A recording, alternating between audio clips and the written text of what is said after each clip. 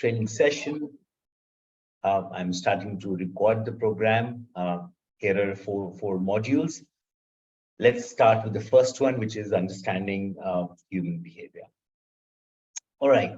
So I'm going to start with these 5 words and really go round robin and see if we have any perspective about what these 5 words mean and how they're all different from each other. In all our previous programs, there's one thing which is very common. A program which is well delivered is also a program where everyone challenged me very well and challenged each other very well, and everyone participated and was, on camera as much as possible. So please be in this program. It's your program, and you make it successful or not so successful as well, as much as I do. So that's my request. Let's get started with the conversations. How do you see these 5 words differently? Anyone?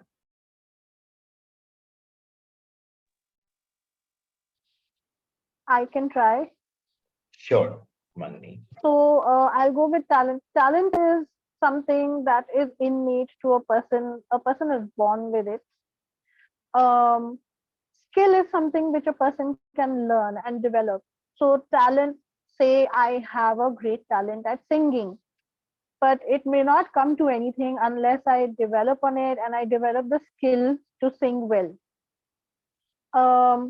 Knowledge would be different because, so say I don't know how to sing, but I can study it enough to be able to teach maybe somebody else all the theory about it and how it can be achieved. Strength would be when all of these would be combined. I think, okay, like if I'm a great singer, I need to have the talent, the skill, and the knowledge, and put it out, give the output, so to say. And that would what would make it my strength. Behavior is something which is not related to any of these really. Behavior is something which is the output of what we think and what we feel.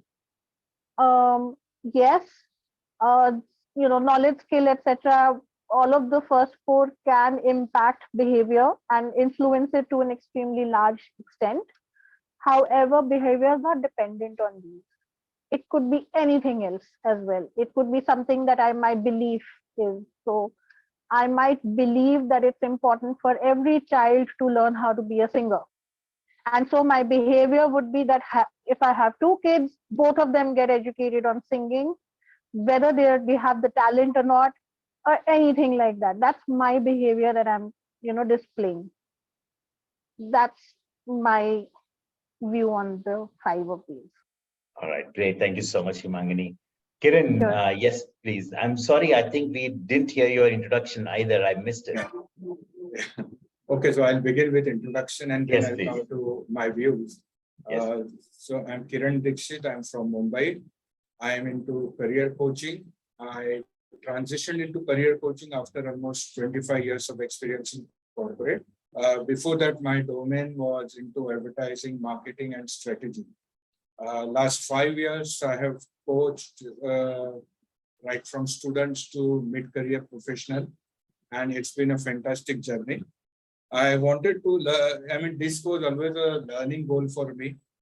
Somehow, the timing was not matching. Fortunately, this time it matched and I'm here. What I'm expecting from this course is I want to use this learning in terms of my professional deliveries and explore the possibilities of working with corporates and, help them also gain out of my knowledge and expertise. So that's in brief about me, Akash. When I see these words, talent is innate ability, as Himangani said, I agree with her. Skill is something what you acquire, okay? So it may be innate or it may not be innate. Knowledge is what you know. So you may know certain, like taking the Himangini's example forward, you know how to sing, or there may be, some notes, you may be aware of notation, but you may not be able to sing. So that's knowledge. So skill is what you can do, and knowledge is what you know. Strength is basically when you achieve desired results or success by using your talent, knowledge, and skill. That's when you can say that you have a strength in particular domain. And behavior is a pattern of response. Like how people respond to particular situation based on whatever the experience, exposure they have, and based on whatever their innate abilities and strength. So I feel each one has, some sort of connection in terms of, contributing to the overall behavior of the person. Okay. Great. Okay, so strength contributes to the behavior of the person. Great. Thank you so much, Kiran. So Let's see Akash, if this is, Akash, Sure. there is one experience which I would like to share with your Sure, permission. Please. It's last 2 years I have been learning piano. I didn't know that. I don't think I have a talent in piano, to be very honest. My musicality is good. I'm a vocal singer. So last 2 years I've been acquiring that skill. Most of them have told that at this age you can't really learn an instrument. So I don't know, I'll give it a try because the instrument is there in my house. So I'm acquiring that skill, gaining the knowledge with respect to those skill and also strength. And I know that I have to put an extra hour of practice as compared to a teenager or a toddler learning that same instrument. So I think skill is what I'm learning. Knowledge through skill and other sources I'm gaining the knowledge. I'm building strength to play that instrument. That is, I'm putting a practice of say 1.5 hours every day. And I think those two are correlated, that my behavior towards that instrument is what allowing me to gain strength. And I have formed a habit of that practice. So correct me if I understood it right. Yeah, we will get into a few articles for that. So we'll get a bit deeper and understand that. But yes, thank you so much. I do use a piano example multiple times, so this is really helpful, Samya. We'll build on this. Thank you. All right. Kiran, do I lower the hand or do you want to share something? Sorry? It's showing me a hand raise. Sorry. Yeah, okay. All right, it was from the earlier time. Okay.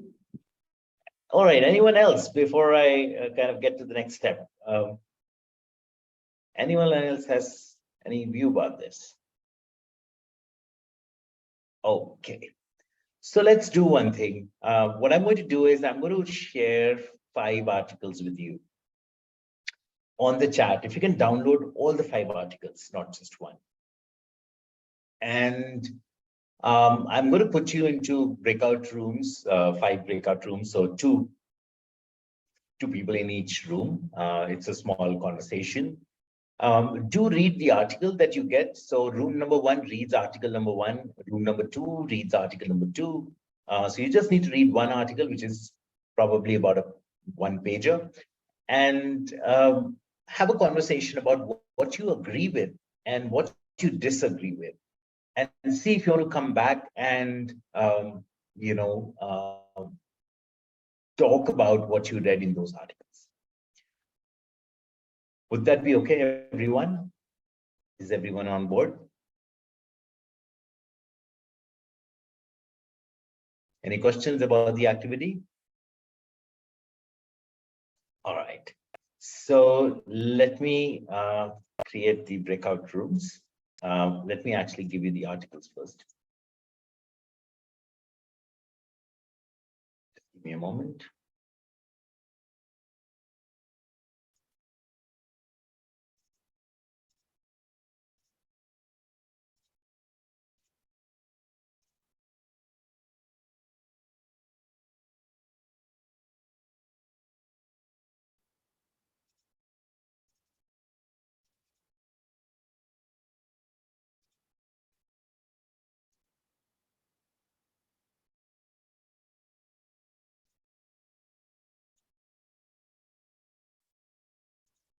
Okay, could you all access the link that I've just put on the chat? Oh, not for everyone. Now, are you able to access this folder? If not, then I'll put the documents together. I'm going to put a whole lot of other documents here, but this is breakout activity number 1. Thank you so much, Shraddha, for confirming that. So we can just keep this folder handy, and what we have to do is go over to breakout room activity 1, and we will find that there are 5 documents there, which have different topics. All right, so remember that room 1 has to read only the first article, room 2 has to read only article 2, and so on.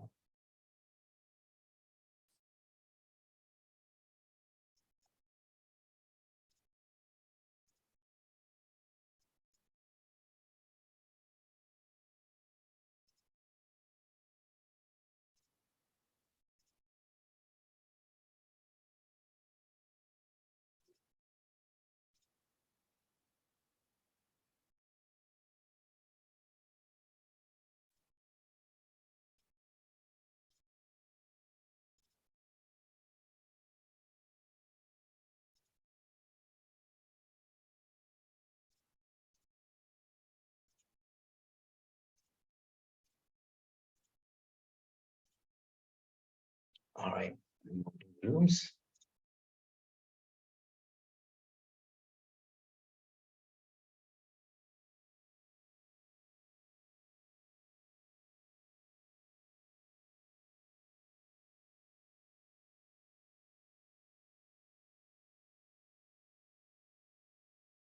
Mangani, are you able to join the breakout room?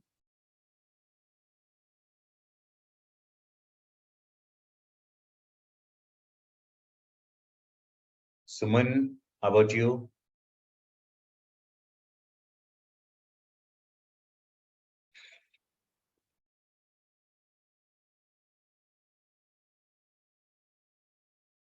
Okay, Himangani, are you able to join the breakout room?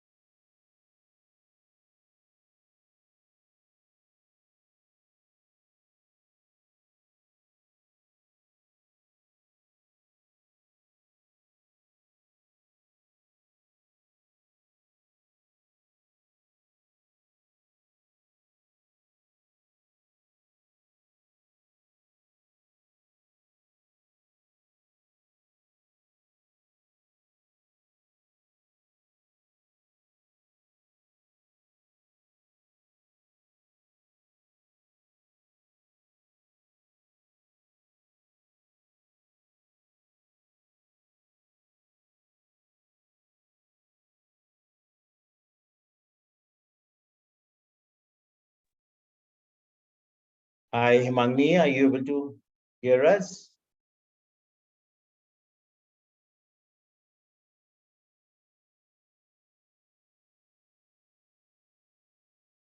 Himangni, hi.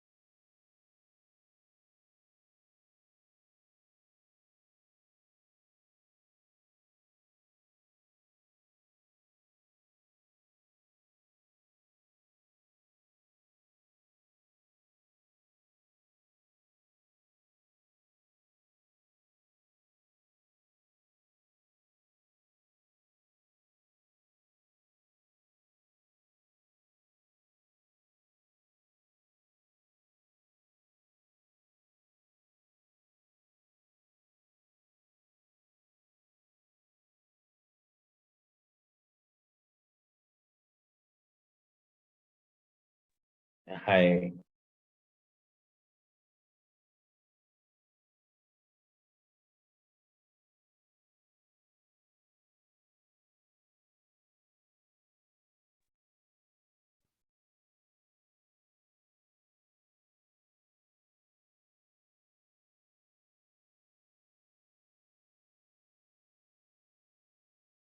Hi, Deepa. Do you need any help? Sneha?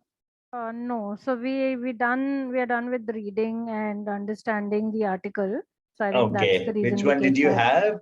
You So we had the had the first one. article, the first one, which was First one, on yeah. the meaning of talent.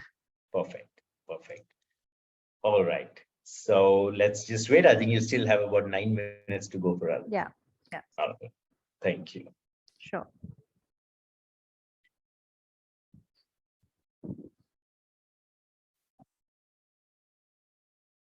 So how is it going, Sneha? It's been a while since we connected. You're on mute.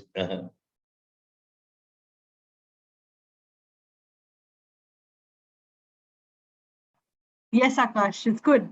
Okay.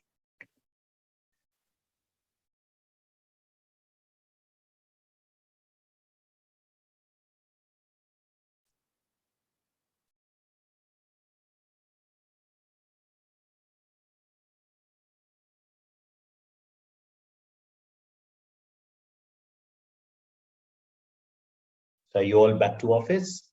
Not yet. Yeah, we are working from office every day.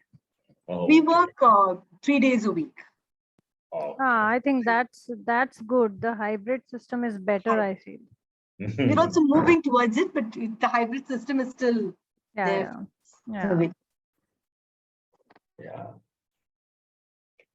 And Sneha, you are from which city? I forgot. I'm from Chennai, and Chennai. and I work for Maverick Okay, System. all right.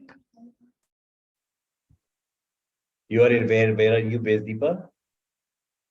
So I am based out of Mumbai, Akash. You know, last week, we thought there were so many face-to-face meetings for the first time. That, clients were saying, okay, come over and meet us, which was very surprising because, that kind of meant that everyone's back, but then offices were empty. But the traffic on the offices were empty, but the traffic on the road was as much. So I was wondering what's happening. Traffic is still bad in Bangalore. I know that is something that I've seen a lot of times whenever I visited there. So my last company had the headquarters at Bangalore. So yeah.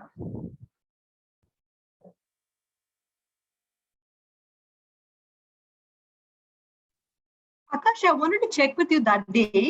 Did you have experience in Enneagram or coaching around Enneagram? I had tried to reach you. Oh, is it? Okay. No, I mean, I do coaching, but no, not Enneagram. Not in Enneagram, right? Yeah.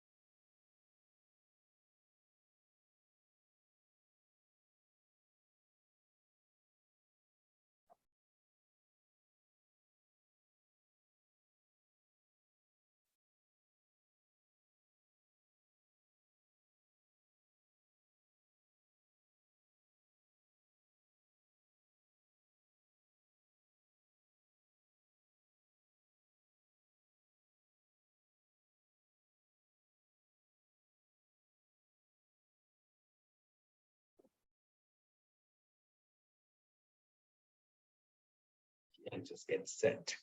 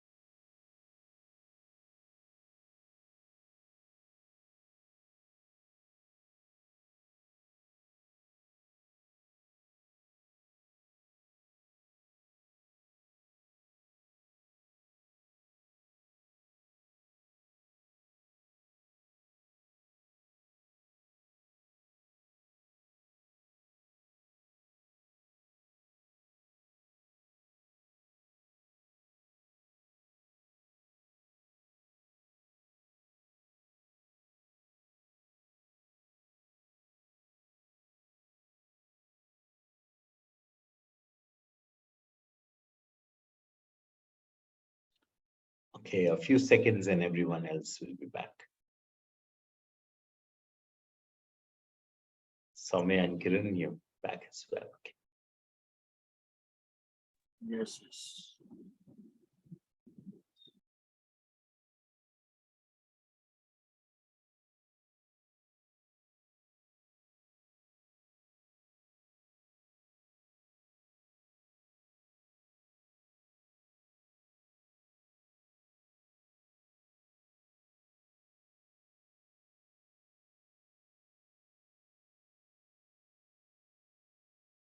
Okay, welcome back, everyone. Kailash and Nilima are yet to be back. Give us a few seconds.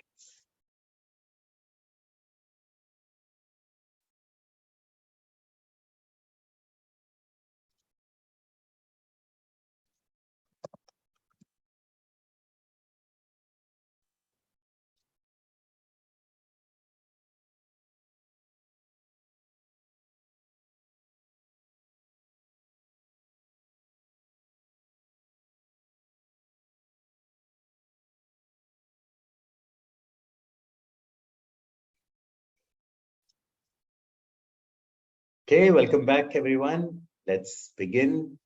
We are discussing talent, skill, behavior, strength, knowledge. So let's ask group one, any deeper insights or anything that you'd like to talk about from the article? Sure. So the topic of our article was meaning of talent, and in a sense, it defined what we had discussed earlier, that it's a recurring pattern of thoughts, feelings, and behaviors. What I did found insightful is generally when we talk about talent, we think of it on a positive trait only.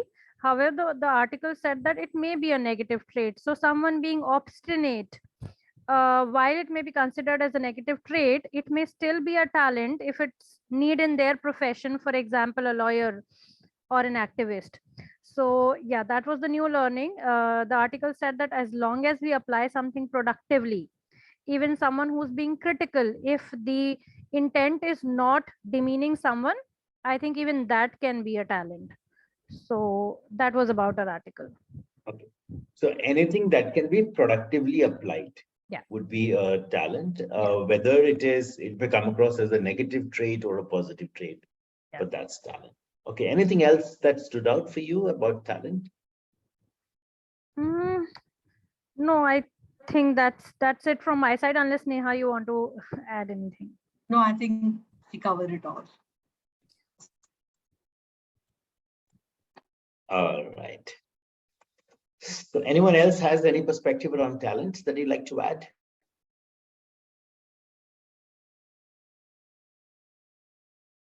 Okay, so if I could just add two things. One, because it's innate, because it's something which is more of a trait, talent is non-transferable. So you can't really transfer the talent that a person has to another person, which also means that if you are a manager in an organization, and if someone has a certain talent, you need to spend time in identifying that talent and honing that talent, and not thinking about how to transfer that talent. Right? So the idea is really to identify and hone that talent for yourself or for others. That becomes one part of it. The other part of it is, how do you identify talent? How do you know that you have a certain talent? What would tell you that you're talented about something? Any So perspectives? if we are naturally good at it, there's less of effort you need to put on that while learning or while executing it. So that is one thing which you know that your talent in that. So the effort put is actually less, although you need to build that strength on that knowledge and strength both. But the effort what you need to put as compared to those who don't have the talent will be lesser. Okay. Okay, so it's the question of how much effort you put into learning something, right? So what we say is that talent is something, if you are engaged in an activity for which you have a certain talent or some talent, then you tend to lose touch of time because it's just a satisfying activity for you or a satisfying task for you. And two, if two people are put into something, the same task, it is typically seen that if you have a certain talent for it, your pace of learning is faster. And I think, Soumya, you were indicating that with your example of piano, that, you may not have the talent for piano, and therefore you might need, and of course, as we age, the pace changes. We may just need to put in that extra effort to learn piano because it may not be really something that, you have a natural talent for. Right? So two things: one, you lose touch of time, and two, your pace of learning is faster than others. Those are two good indicators of what you might have a talent for. The third and the last thing I like to mention about talent is that it's about mental effort, right? What comes easily to you. It's not about only emotion. So if you're really passionate about cricket and you are sitting in a chair and debating cricket all day, it doesn't mean that you have a talent for cricket. It means that you have a talent for debating. And that needs to be understood, that it's about what are you putting into practice. That's what you need to see it from. And therefore, a lot of times we might mix up identifying talent is not that easy.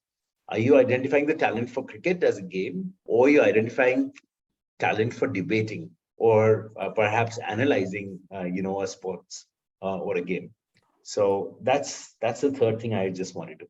So Akash, just one query, if I may ask. So you were saying that we cannot transfer talent, right?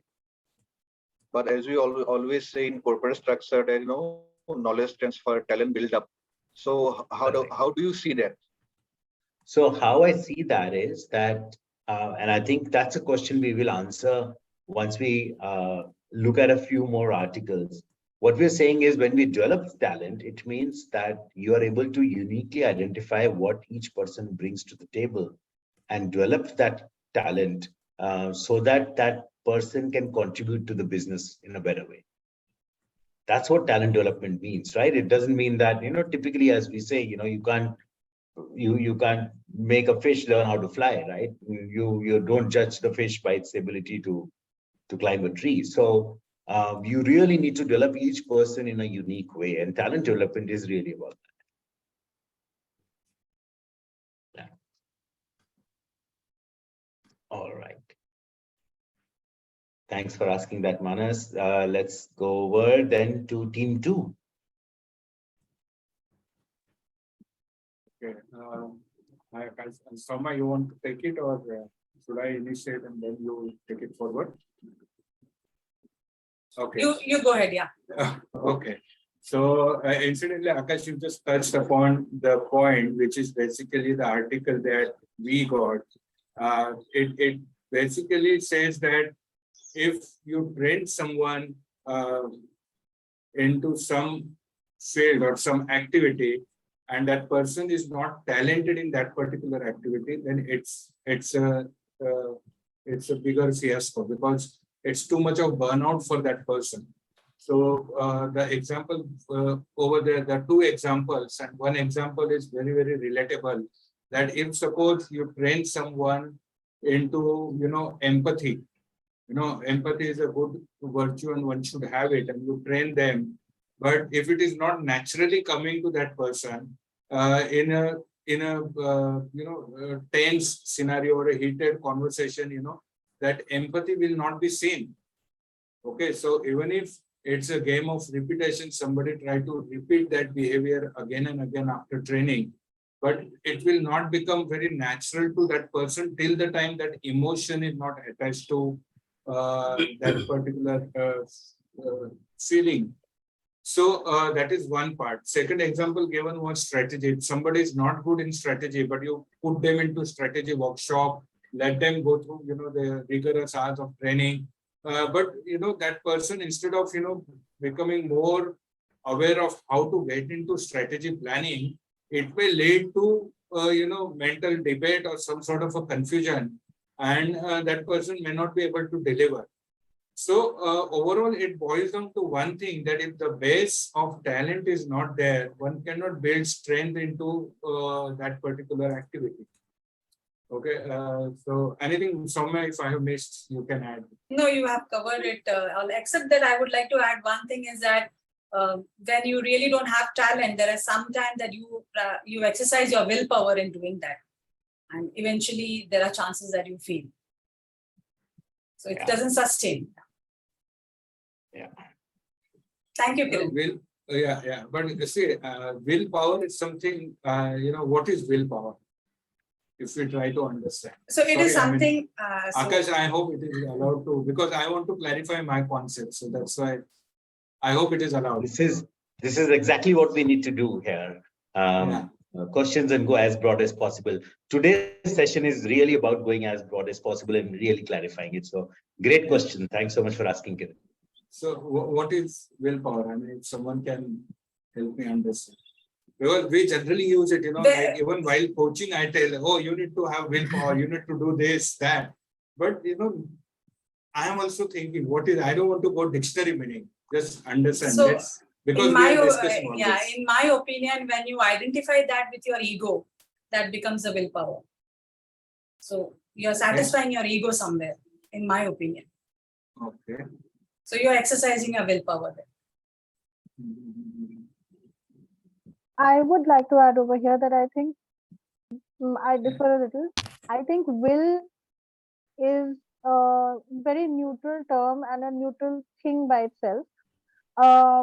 Just like the word manipulation, and the word manipulation is actually misunderstood quite often. It can have a negative or a positive connotation. Similarly, will can also have a negative or a positive connotation depending on how you're employing it. So if I decide, say, that I make it my will is to be a healthier person at this time next year, and I stick to my decision, my desire, and I keep my focus and I stay steady on it, that is the representation of my willpower. And it's a muscle that as much as we exercise it, it becomes stronger, which is why there are some people who may have displayed willpower once in a while sometime. They don't do it like each time, every time. Like, I give you my own example. I used to be a smoker earlier. I quit one day. I just decided I don't want to smoke. It's now about 4 years. I've not smoked again. But I'm not able to show that each time. Like, say, go to the gym every day. I'm not able to do that. So it's a muscle. How much ever you exercise it, it will become stronger. Yeah, Himangi, please. Yeah, it's with the connotation. You're right. I agree with you. So when you lack that innate talent, and when with respect to that, when you're exercising the willpower, there are chances that you might fail. Yes, absolutely. But then in fact, on the basis of about talent, I have a question. There are some people who just don't display any talent towards anything, right from when they were children. Talent / interest, they just don't have it. Such people, as they grow older, they don't have, like, in fact, I'm envious of those people who say from childhood, main bada hoke doctor banunga, like that. Though these are the people who are then able to channelize their will enough to, they know from the time they were little children, they want to be doctors. What about those people who don't know anything? They don't want to be anything. They don't have they don't have a propensity towards anything. These people don't have the talent. Then what do? Develop skills towards it without just the talent. That's a genuine question I have. Can I give my opinion on that? Sure, please. People who do not express that they are talented into something, okay, is only a sign that they have not recognized their innate abilities. That doesn't mean that they are not talented. Okay, that is point one. Point two is only when, if they don't say it as a coach or as a, as a coach, as a professional, we need to understand and identify what they are good at by applying various tools. It could be self-assessment, it could be, interview, and then you try to understand. But without talent, if somebody has to acquire a skill, it's going to be a tough. I'll give you one example. When my son was younger, when he was in school, and somehow he got this idea that he wants to participate in dance competition and he wants to win it. Now, from his childhood, we have seen he's not a good dancer and we don't wanted to discourage him. So he said, what do I do? I said, even I am not a dancer, so I don't know how will I teach you, but let's go to a professional and learn from him. He went there and within a week he discontinued. Why? Because naturally he was not talented. He never enjoyed that. But what he enjoyed, other thing is, the group debates like in, Model United Nations kind of activities, or, the karate championship. That's where he displayed his talent. So naturally, the person also subconsciously, I feel, correct me, Akash, if I'm going wrong, subconsciously, you also try to discover, the path where you are, good at. Somehow it takes you there. Sure. I mean, that's So my this bit on actually, this. I understand and I completely agree with you. But then this brings me to another question which I was discussing with Manish in our breakout too. A lot of times, doing what you like and what you enjoy, having to do that at work day in and day out on a deadline, it doesn't remain enjoyable anymore. For example, I used to write earlier. And I was hired by my then organization to create, design, develop their internal blog and to run it. This is like a dream come true for somebody like me who had, I love designing and developing and writing. I had the ball of a time initially. I wrote I wrote their policy because we had to create a blogger's policy as well. I wrote that as a poem. It was very, out of the box for them. They really enjoyed it. A year later, I was sick of it. I can't reproduce poem after poem after poem every time on a deadline. Like my boss will tell me, ये वाली poem ना मेरे को अभी 3 दिन में चाहिए ऐसे लिख के दे दो. How can I do that? So So- then my talent was I since then I've never gone back to writing. Okay. So here I would like to say, I mean, whatever I understand from this example, maybe you love writing, but you never enjoyed the deadlines. You want to write because Good that is point. very natural to you, and Good point, you want sure. to do it at your own pace. That is one reason. Or second possible reason is that you got into writing because you love writing, but maybe at core, you may be interested in typical genre of writing that you may not, you didn't get it at that time, probably. Possibly, quite possibly. I actually never thought of, because yes, I do have a dislike for deadlines. So Are you by any chance CS into that? sorry, am I by any chance? Oh no, Akash will cover that. Okay, so let's not go there, go into the styles yet. I think there's a great question on willpower, and I think I like to answer it from a slightly different perspective. Let's get a bit of neuroscience and a little bit of anthropology into it and answer that question.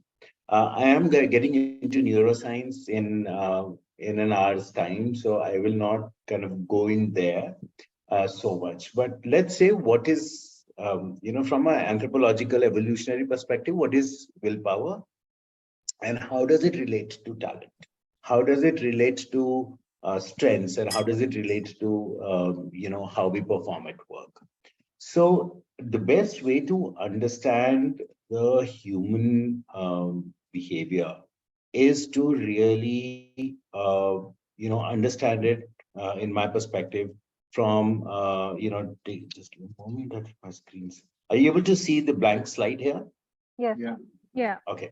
So the best way to look at or understand brain is from the perspective of energy. Okay.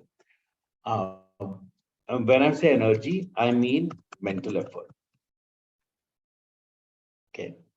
Now, as we were evolving, we were really evolving in the jungles, and it was one of the toughest things for the human being was to really find calories. There was a huge premium on calories. You had to walk miles and miles and look for berries, or perhaps kill an animal, which had its huge risk. So there was a huge premium for calories, for food, and because the brain is one of the biggest guzzlers of calories or energy, it has evolved to save energy, right? So the entire brain system is essentially made to save energy. Okay, that's the basic designing principle, if you like, of the brain, or the evolutionary principle of the brain. How does it save energy?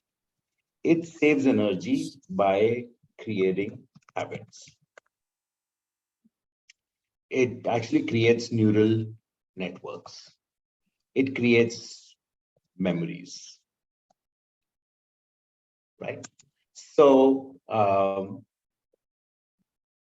if I see a lion, I know that the lion is dangerous. I don't need to go into the den and then figure out whether this lion is dangerous or not. If I have to, if I see, if I'm going to work and I am used to a certain way, I go the same way, I take the same route a couple of times, it becomes a habit. Now I don't need to use conscious thinking to figure out my way to work. Because the brain has now created a network for that, it's become a habit. Because it's become a habit, thinking, which is conscious thinking, is one of the most calorie consuming activity in the brain. And the brain reduces that by creating habits. So all the time we are saying, what can I automate? What can I put on autopilot? What can I make into a habit? Versus where do I need conscious thinking? Now let's take an example. Let's say that I'm in a training program and I'm delivering a program, in a hotel, and that's typically the, pre-COVID scenario at least. And what would happen is that I have a weakness for sweets. So, you're delivering a program in a hotel, you're standing, you're delivering a program, you're obviously putting in a lot of effort. By the time, you kind of start approaching the lunch break, I start telling myself that I will not have desserts today. I will just go for the salads. It's not good for me to eat buffets every 4 days in a week, because I'm just delivering training 4 days in a week. By the time I approach the lunch time, I start smelling ice creams and gulab jamuns, and then when I get to the cafeteria, the thoughts become slightly different. The thoughts are that everyone's having desserts. It doesn't look nice if you just sit in a corner and have salad. Maybe I can skip dinner. I'm working so hard. I deserve to have a dessert. I'm standing all the time. Maybe I'll burn enough calories today. Or I'll go for a longer walk tomorrow morning. And then when I get to the cafeteria and to the buffet, I start with the desserts and end with the salad. So that's willpower for you. The point is that we all do have willpower. It can do amazing things. But what is the tendency? The tendency is that the brain likes to do things which are low energy. If there is a dessert there, I should have it because that's my habit. If I use willpower, which is essentially mental effort, into something, then I'm really working against a natural tendency. And therefore, it is usually not a very sustainable thing. Some people can do it once in a while. But the best way for me to avoid having desserts would be not to go down to the cafeteria and fight with myself. So a lot of times it may seem that some people have a great willpower, but they actually might be having a better strategy where they get into a situation where they don't have to use their willpower. If I don't go down from the training hall to the cafeteria, there are better chances that I will not have a dessert. But if I put myself in front of the dessert, there's a good chance that I'll convince myself to have that dessert. Or another example, don't go for your chai break with your teammates, so then you won't have the cigarette also. Perfect. Right. So that's willpower. Look at it from the perspective of energy and tendencies. I think every human being is different, every situation is different. So you will find different levels of, willpower, etc. But in general, willpower is a very feeble asset of the brain. That's not what the brain wants. The brain wants to automate everything and put it into low energy, put it into a habit. So I had a question, Akash, for the third point, and I think it's a very, very important question that I'm going to ask for the whole group. We said that we save energy by creating habits, and we gave an example of knowing a particular route to office, and that's how we save calories. So if I, let's say, start thinking about new ways to going to office, will I also lose weight? I couldn't connect there. Extremely important question, definitely. So what we're saying is that anything that requires conscious thinking is a calorie consumer guzzler for the brain. You will not be able to sustain that for too long. We are animals of habit. We want to put everything into a habit. You wake up in the morning, you brush your teeth, you will brush them in the same way every day. You're not So going what to try does this anything. say about people who overthink? Do they burn more calories? Well, there are different levels of, so maybe they're thinking in the same network and rewriting and rewiring that obviously. Well, it can happen in multiple ways, but in general, we are saying that all of us think, but our actions and our habits save that energy and, for the brain. Brain is essentially lazy, right? Some of you might remember from some of the other, previous programs, but let's do a quick exercise. I want you to come out of, come off mute and answer my question. What's 2 times 10? Now, don't get into a ego issue of this not being a primary school class, but what's 2 times 10? 20. 20. Okay, let's give a quick answer, okay? As quickly as you can give. 2 times 10. 20. 20. 4 times 10. 40. 8 times 10. 80. 1 to 8 times 1 to 9. 72. 128 into 129. Acha, 1 to 8. Oh, I thought 1 into 8 plus 1 into 9. Okay, so look at your response. Did anyone try to multiply? No. Why? It's too much effort. Because the brain is saying too much of effort. It just must be a trick. Don't have to waste it. The moment I ask you to think, the moment obviously all of you can multiply a 3-digit number by 3-digit number. Perhaps you might need a piece of paper and a pen or even a calculator, but all that requires effort. 2 times 10 didn't require effort, so you answered. 128 into 129 required effort, so you said, let it go. That's how the brain is. So the brain only does things which come easy and is not able to sustain things that require a lot of thinking or effort. We are kind of inherently lazy with our thinking, if I can say.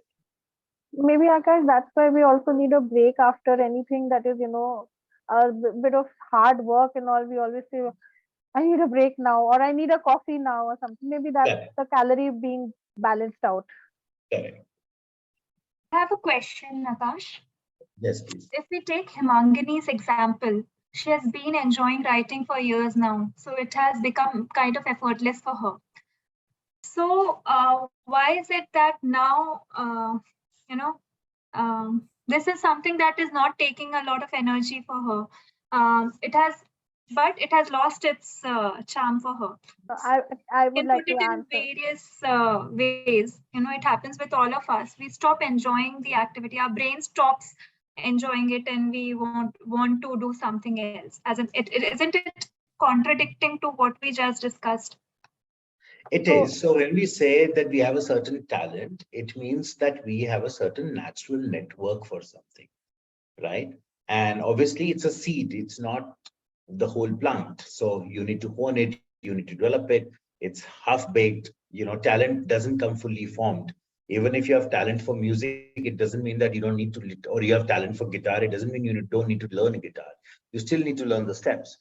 Now, what we are saying is that a lot of times activities are not really what we envisage them to be. I, left a good successful career in IT services to become a coach, and I started coaching full time, way back in 2010. But if I really look at what I do today, I realize that I spend more time with the tax consultant and, doing the audit, working with the sales team. Where is coaching? How many hours of it is actually coaching? So the activity itself could be different. And it is also possible that we just had a perspective that we enjoyed. We were enthused by the novelty of it, but actually maybe I did not enjoy it. Right? Ultimately, coaching, of course, requires a lot of thinking as well, right? For a coach to sit through a coaching session, it is quite stressful. We all need to learn how to handle that stress and do multiple things. So I think the point is that if you have a ready-made network for something, which is a natural network, there is a better opportunity to build on it. So, okay, I agree with you. But what about our brain wanting more and more challenge? Like, if I'm good at writing, I've been doing the same. I have a neural network, but I want this to be more challenging now. So isn't that not being lazy and wanting something that is more energy consuming? Right. So can I take this question when I do the neuroscience, Sure. Because I think I'll be able to provide you a more comprehensive answer for this. Yeah. But do make a note of this question, and I'll make a note too, that how do we challenge our brain? Okay. Yeah. Okay. I'll certainly address that. I think that's where, but Kiran, just going back to you, do you think your question on willpower Yes. answered? Yeah. Yeah, definitely. But here also, like willpower, like for example, I was working with one student. He cleared his 9th standard and got into 10th. Now he was too much passionate about cricket, and whenever he used to represent his school, he will rigorously work with his willpower and talent and skill, and he will make sure he used to love challenges, and he used to take challenge, and he used to make sure his team will win. Okay, he was so passionate. And when I tried to work with him, and I said, why can't we use the same willpower, same passion in studies? Somehow he was not able to do it.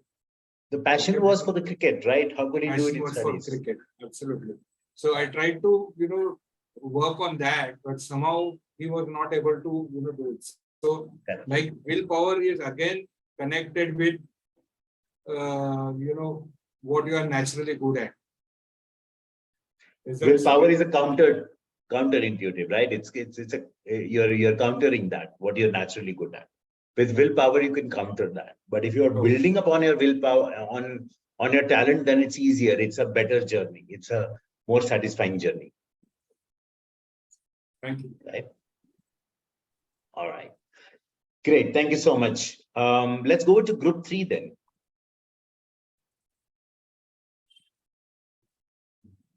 Group 3 was Kailash and Neelam. Yes. Hey, hi.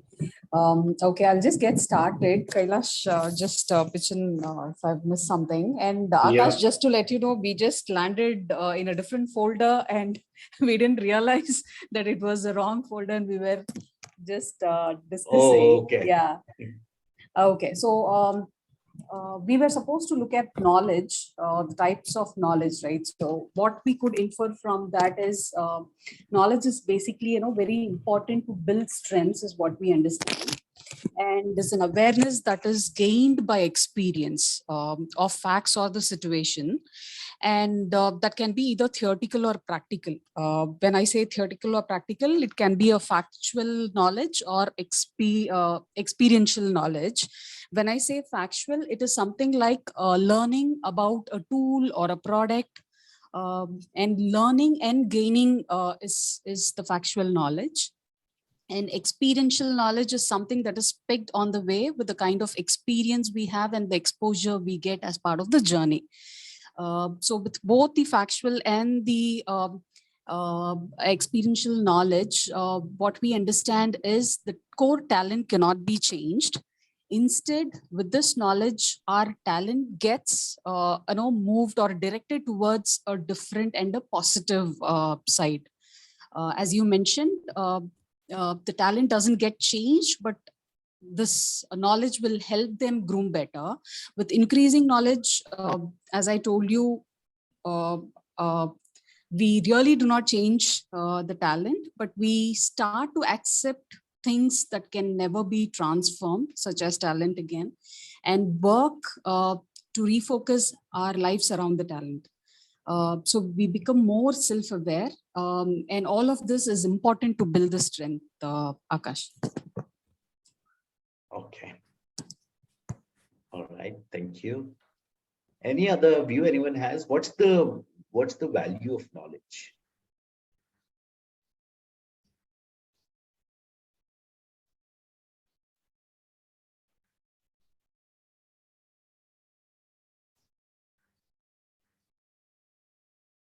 Okay, so essentially there are two types of knowledge, and I'll come back to you with a story. Knowledge could be experiential, something that you kind of gain as a wisdom, and knowledge can be factual, right? You have information or data, which can be just factual information, and both of them contribute towards building up your talent or developing your talent. I'll come back to you on this one, but let's go back to group 4. Group 4, what did you have? You go first. Whatever. So, yeah. As per the article, skill is something that you acquire over time through experiential learning and through observation of the experts. And, how are they, for example, Shashi Tharoor, and it is step by step. So the shortcomings were, if the skill is not paired with talent, you would not get the desired result. You could still be skilled at something. I could be a better public speaker looking at observing and learning from Shashi Tharoor, how Shashi Tharoor does it. But if I don't have any talent, I'll never be as good as Shashi Tharoor. And the second shortcoming mentioned was, things like empathy. It couldn't be step by step. It is something that is in the moment.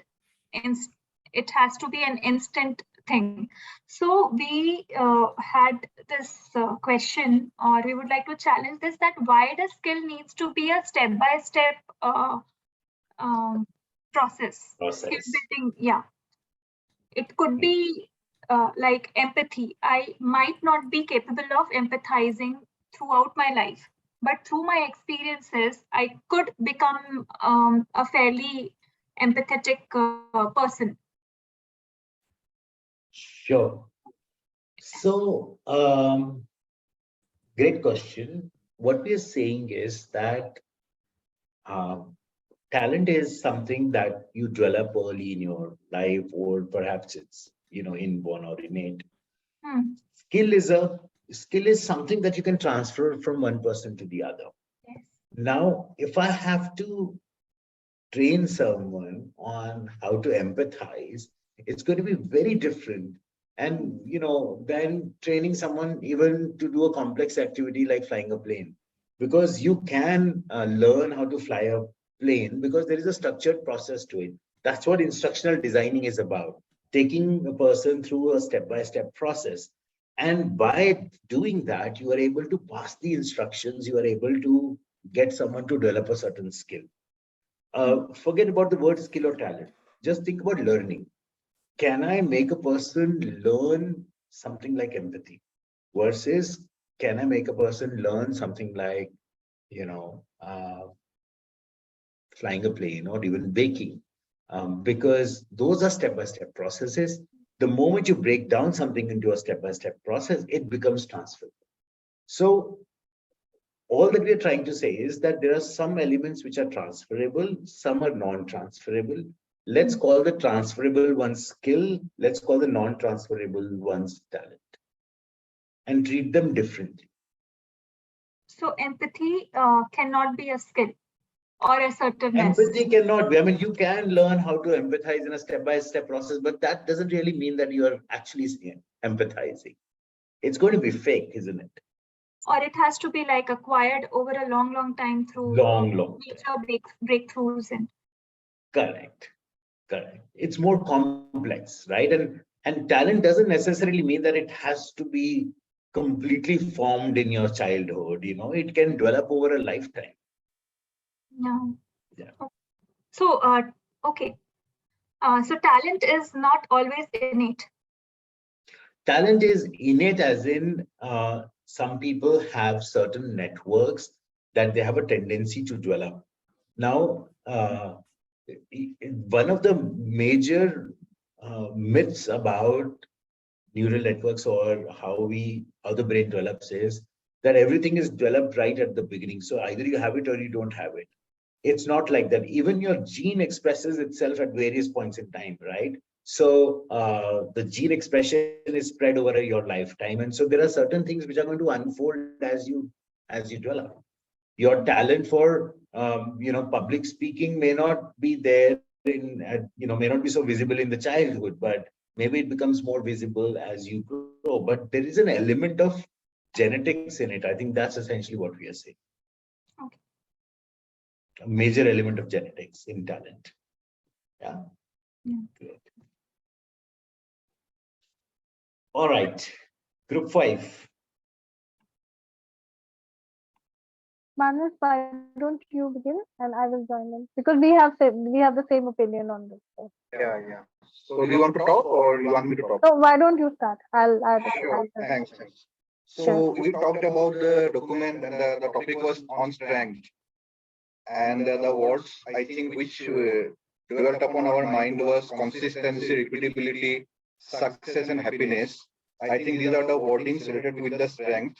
And also one of the takeaway from the document was that rather than focusing on the weakness part, I think one should focus on the strength part to enhance further. So these are the main two takeaways. Himangni, you want to add something? Sure. So the document essentially says that for anything to be called your strength, you should be able to do that thing consistently, repeatedly, every time. So say if you are a basketball player, to be called a professional basketball player, you should be able to put the ball through the hoop each time you throw the ball. Only then will it be your strength. That actually, when one thinks about it, first of all, of course, it's a very humbling thought, because if you use that as the yardstick, I am not sure how many strengths people have. At least for myself, I know I will have to literally, scrape the bottom and figure out what strength I have in that case.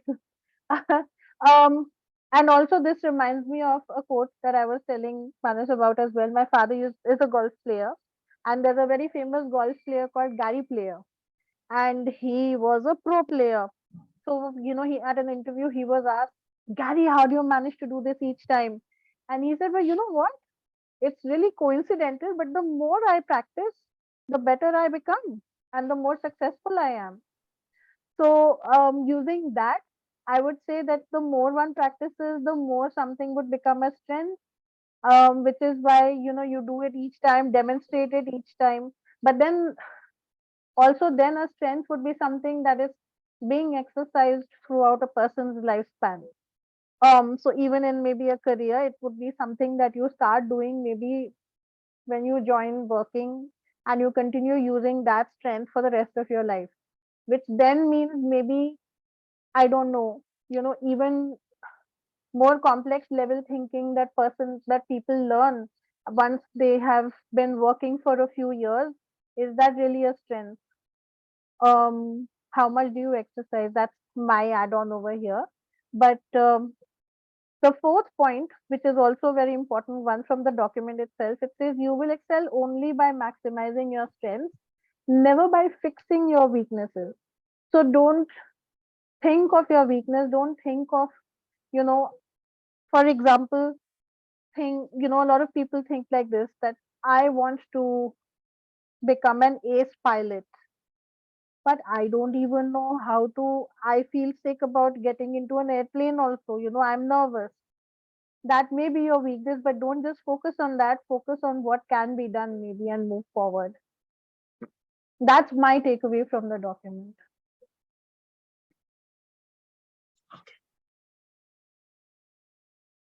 All right. Anyone else wants to add anything? Akash, I have a question. Yes, please. So when I just heard this statement that if you give like the interview of pro golf player, like he said he practiced and then he becomes better at that and then he becomes successful. If that is the case, then let's take a scenario of tournament where all the players at pro level are, entering into tournament with great amount of practice. Okay, still, why is it the scenario that only one person gets the first prize and others, lose it on the way? So, okay. Himagini, what do you say? I have a thought on this. So we are all born with a certain innate talent, but certain people have more talent than others with a certain area.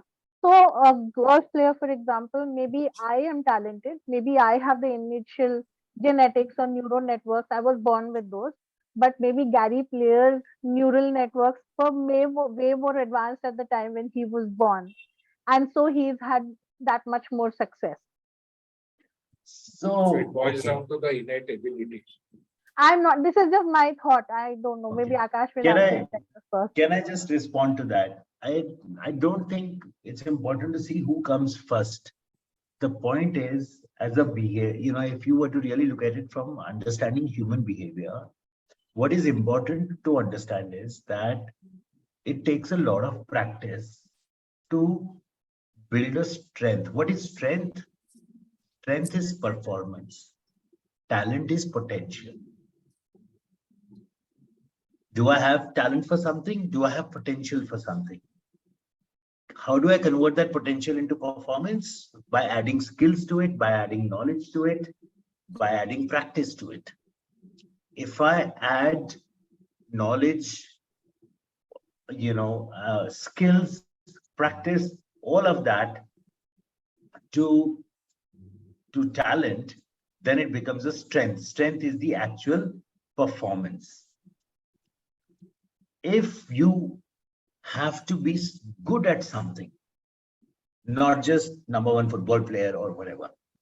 If you have to be good at something, it means it requires sustained practice. Who will sustain that practice? Practice is mental effort. you will sustain that practice. You're likely to sustain that practice if it is in an area of talent for you. Otherwise, you will find a reason to not answer the question 128 times 129. But if it is in an area of passion for you, if you were a mathematics wizard and maths was your passion, irrespective, you would have tried answering 128 times 129. Right? So what we are discussing here is not any one specific person's ability. We're discussing tendencies here. We're discussing social science, so there are no formulas. There is no one truth. There are only likelihoods and tendencies. The likelihood that you will be able to sustain practicing in a certain area for a long time is if you have talent in that area. And therefore, if you want to build a certain strength and be an ace in that area, you might as well practice in an area where you have some talent. I have talent for, I'm really talented in mathematics. If I have to really become a mathematics wizard, I will have to put in long hours of practice. I'm more likely to sustain practice in mathematics than sustaining practice in, say, English literature, for which I have no talent. That's how we should look at it, in my opinion. Makes sense. Yeah. All right. Questions or reflections?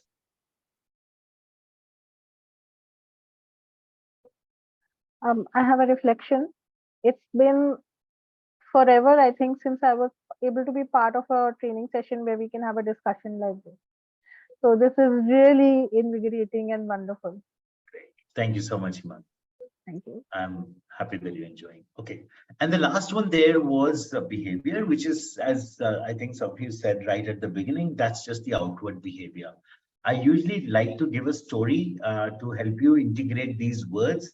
And if I can just narrate that, maybe some of you might have heard it before. So let's say that you are crossing a forest. You are driving through a forest and you're driving really fast because you have paid for your lunch in a resort which is on the other side of the forest. And it's already late. You might miss out on the last order. So you're driving fast through the forest. And somehow you just arrive in time for lunch.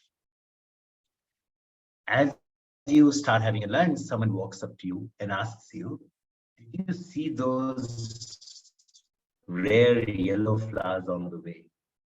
They bloom once in 100 years, those flowers. Did you see them? And then you start wondering, oh, I was so stuck up about food and that I didn't bother to really look around as I was driving fast. My question is, do you think if you knew that there were some rare plants on the way and they bloom once in 100 years and this is like a rare opportunity, once in a lifetime opportunity to see those plants, would it have changed your experience of driving to the resort, driving through the forest? I think so. Yeah, definitely. Yeah. I've taken a detour to look at the flowers, probably. You might have taken a detour towards the flowers, maybe stopped by, taken some pictures. Yeah. So, what changes the quality of the journey is knowledge. And that's the perspective. If you had the knowledge, your journey would have been different. If as a manager, you knew how or what makes people motivated, your journey as a manager would have been different than, driving through the forest without having that knowledge about what's going on in this forest. It would be such a dry kind of journey. But if you knew all that's going on in the forest and then you drive through the forest, it would be an enriched journey. So what knowledge does is that it enriches the journey. It makes it more meaningful, right?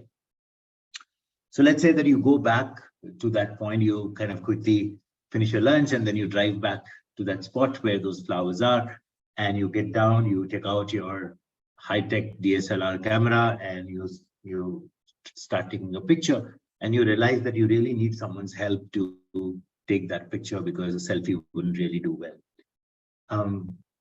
Now some of us might have an easy way, find it a very easy thing to just accost someone and ask someone to take a picture for you. But if you are an introvert, possibly like me, you would hesitate 5 times to ask someone, say, can you take a picture for me, right? But there are always some people who are taking pictures for everyone else at a tourist spot, right? They will have multiple cameras hanging around their neck. This is talent. Some people are just have that talent of socializing and being extrovertish, whereas some people do not have that, right? So a natural tendency like extroversion and introversion are talent related because these are natural tendencies, right? So let's say you make an effort, you go and ask the person to take a picture of you, and then you hand over your camera to that person and you teach that person how to take a picture from your camera. Step 1, step 2, step 3. That's a skill. And that's easy to transfer. You quickly give the camera, just explain the steps, and the person will be able to take a picture from the camera. And then you go stand next to the flowers, the person takes a picture, you come back and check it out, it's a great picture, you start jumping in excitement. That's behavior, right? So behavior is what's visible to others, what's outwardly, what's observable, right? It's an observable response to something, that's behavior. So talent is an innate tendency. Even if you have you are an introvert, you might still be able to ask another person. All you have to do is put some more mental effort into it. It's not that you don't know how to ask a person. It's just that you don't prefer to ask people. You prefer to be yourself. And if you are in a situation where you don't require that talent, you need to make that extra effort. For example, Soumya had to make an extra effort to learn piano because she doesn't have a talent for piano, right? So that's talent, skill, and perhaps behavior for you, and knowledge. What is strength? Well, perhaps if you are someone who is able to take great pictures over lifetime and of rare plants, then that would perhaps be your strength, because that's related to performance. That's what gets delivered. Okay, I hope this was insightful. It was. Any questions, anyone? Before the questions, Akash, I will sign off now, and please share the link for the recording with me and I'll go through it. I need to be somewhere else now. Sure. Thank you so much, Mami. Thank you. Thanks, everyone. Thanks. Thank you. So, Akash, I was saying skills also can be acquired by observation. Is it true? Depends what kind of skill. So merely if you are present in particular situation where you are actually not doing particular activity, but you are only exposed to that activity and you're looking at it interestingly, and somewhere mentally you feel that okay, you will also enjoy doing it. And then when you get an opportunity, you feel that you are able to do it. Well, you can't do a correspondence course in swimming. Yeah, of course. So there is still some practice involved. However, I do buy the point that imagination or mental rehearsal in itself can build a network for you. So if you're standing in front of the mirror and practicing a presentation, that's mental rehearsal, and that could help you build the skill a little bit, hone it. In fact, we will do an experiment on it. It's a great question. But there is also a value in kinesthetic experience, right, of actually doing it. Yeah, observation plus practice. Maybe. Like we have observation plus practice. Yeah, Yes. we have example from Mahabharata also, where Eklavya surely being present there and observing how Arjuna is learning. and he could acquire that skill with practice, of course. Right. Absolutely. I'm going to do an neuroscience experiment on that, probably in the second half of that. So, Okay, we'll build on that. Thanks so much for bringing that up, Kiran. thank you. All right. So it's 3:45. If it is okay, let's take a break now. This is the logical time to take a break. When we come back, we will get into learning. We'll look at the steps of learning and also link it to behavior, physiology, cognition before we get into neuroscience. That's tomorrow. So let's take a 15-minute break. Let's be back at 4 p.m. Okay. Sure. Thank you. Thank you. Bye-bye.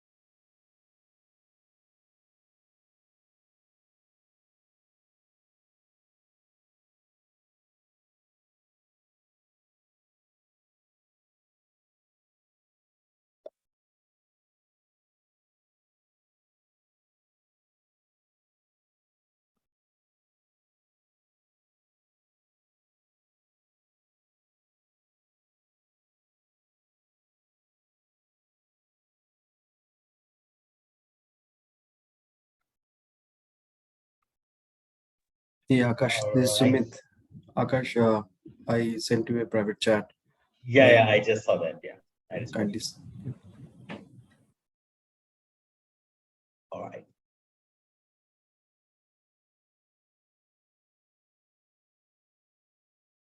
All right, welcome back, everyone. Please say hello on the chat, switch on your camera, or let me know that you're here.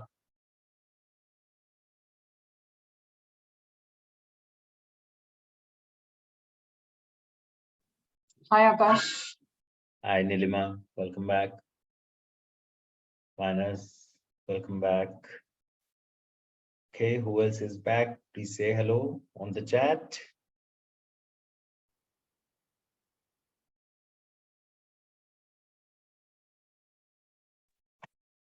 Yeah, hi, I'm back. Hi, Suman, welcome back.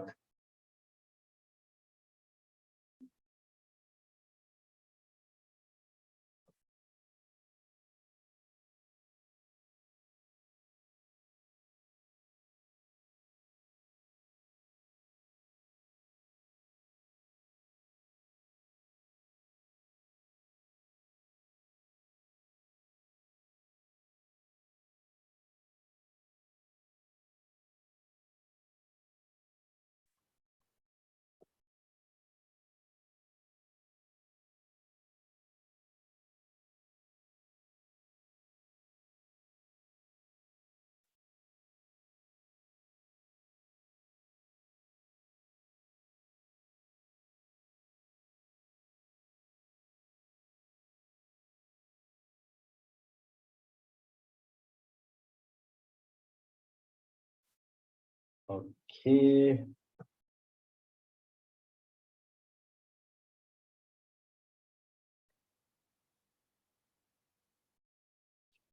Welcome back, everyone who all are back. Please say hello on the chat. Perhaps come off mute.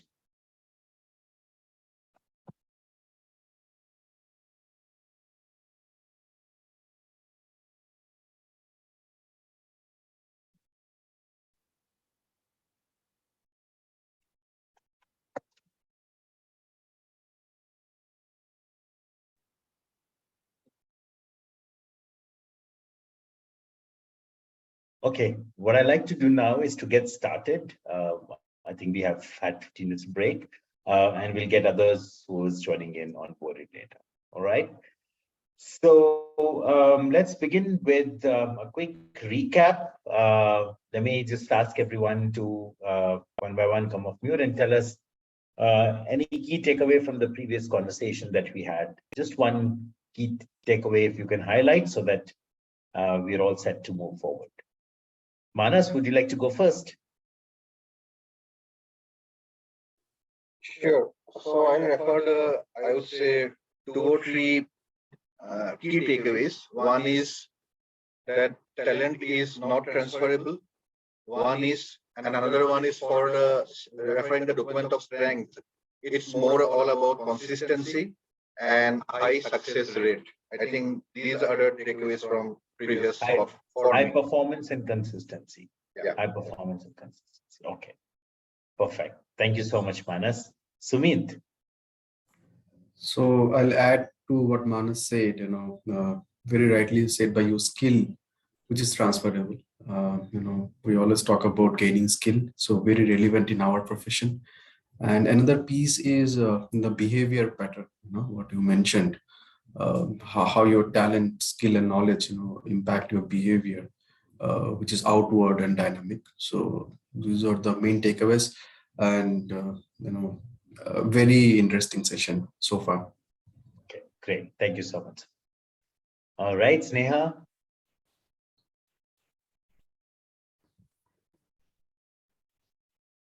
Okay, who else is back? Let's see, I'm Soumya. just coming out of mute, sorry. All right, okay. Yeah, Yes, so I think they both covered it all, and they covered it pretty well as well.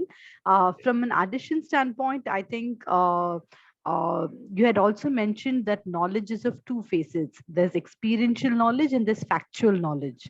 So while we didn't go into too much of detail around it, but that's one point which is an additional learning.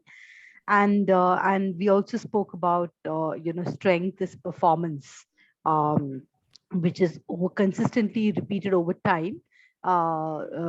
We can then develop that as a strength. So that is just two additions, but I think they cover it all. Right. Okay. Thank you so much, Sneha. Kailash?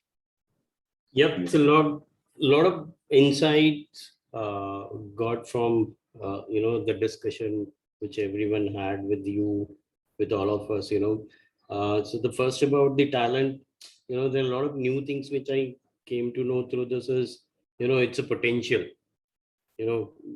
Talent is a potential. Yeah, it's a potential. It's a innate tendency which actually motivate each individual to identify their own talent, right? Right. Second, I used to think that the skill can be developed, only skill can be developed by practicing frequently, but strength can also be developed by practicing frequently. That's what the another learning for me. Right. And the knowledge, it's factual and experiential. So I always used to think that I always used to try to learn the new things or get the knowledge through my experience, by listening or observing someone. But the factual, the meaning I actually came to know through this session is, how do I factually increase my knowledge? Right. Okay.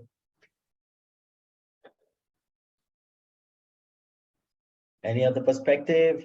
Shraddha, Deepa, Subhan, Kiran, I'm not sure. Soumya, you're here. Soumya, key takeaway from the last session? No, I was just thinking, Akash, these words are so casually used in our day-to-day vocabulary. And it has got such deeper meaning, and each one of these things are so interdependent at the same time, very independent. Independent, yeah. So that was a great, it was a great internalizing of these words in the last 2 hours, actually. Thank you so much, Akash. Thanks, Soumya. All right. Shraddha, and then we move on. Key takeaway from the previous session, and then we move on. Next. Okay. So many points, Akash. Like Soumya said, yes, we tend to, even though we learn and then we again fall in that trap, we interchangeably use these. So apart from these, will we be covering competencies? Because I have always had this time understanding the difference between skill and competency. Fantastic. So no, we do not cover competency, but I can cover it right away, and that's a great question.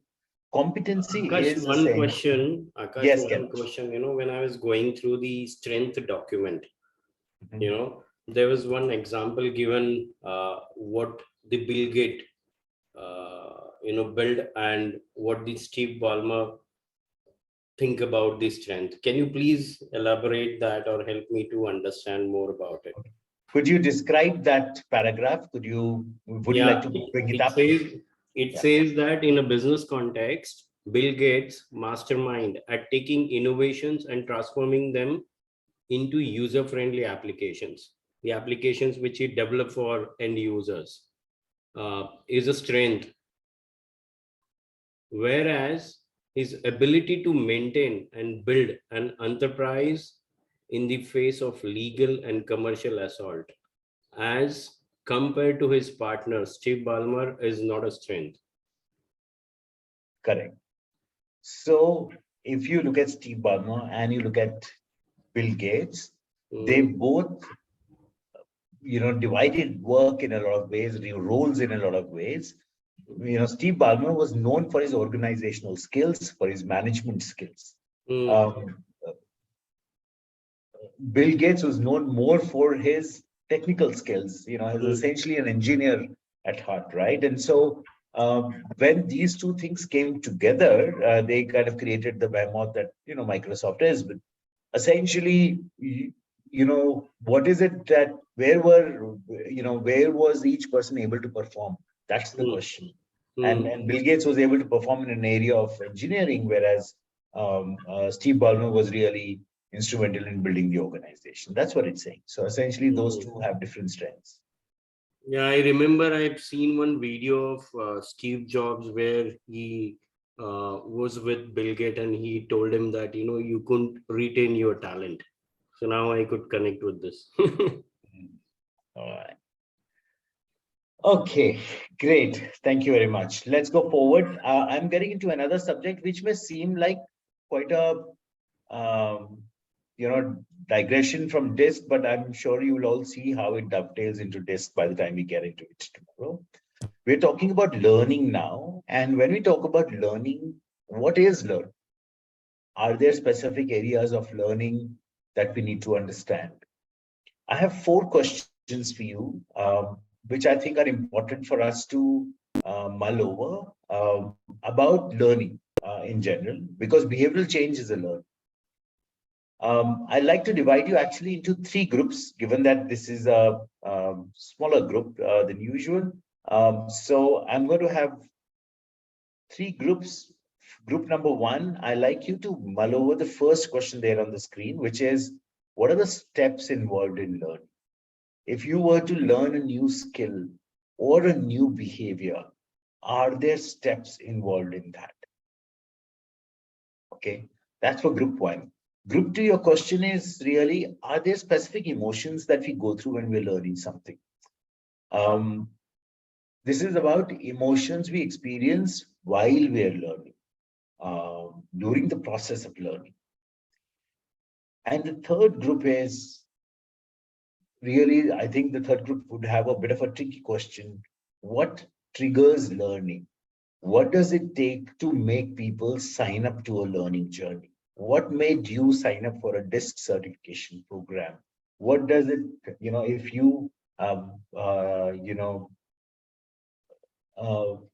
if you've been in any other course recently, what does it take to make you take that action of signing up? What triggers that learning?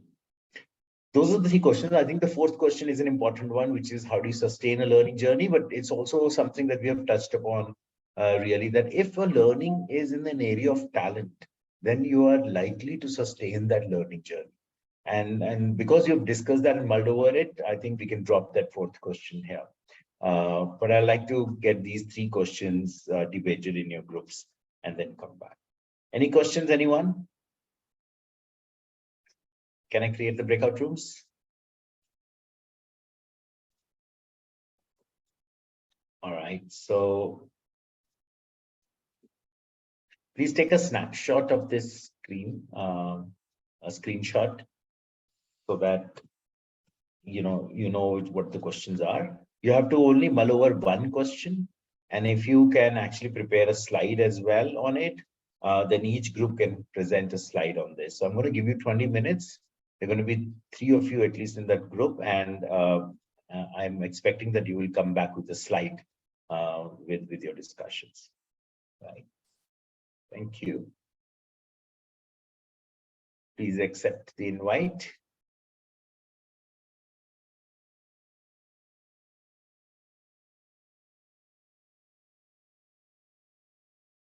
Thank you.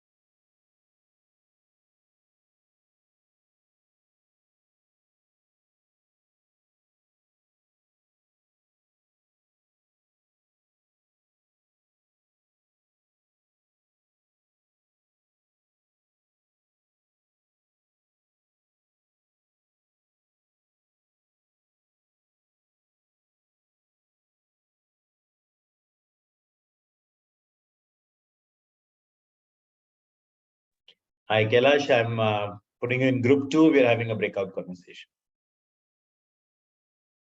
Sure. Thank you. Thanks.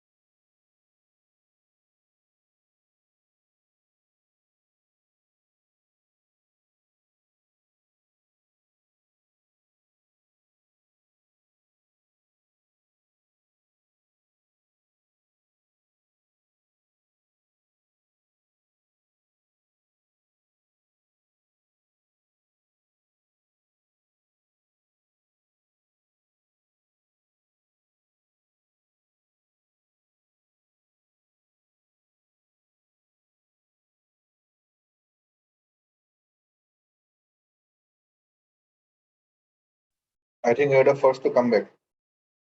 Yeah. Yes, perhaps.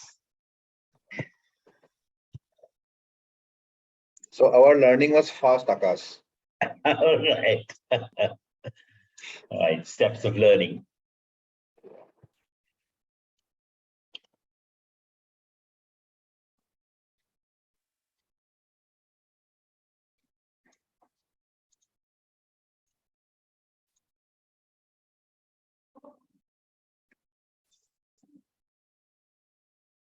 Still about 3 minutes to go, so let's take a quick break then.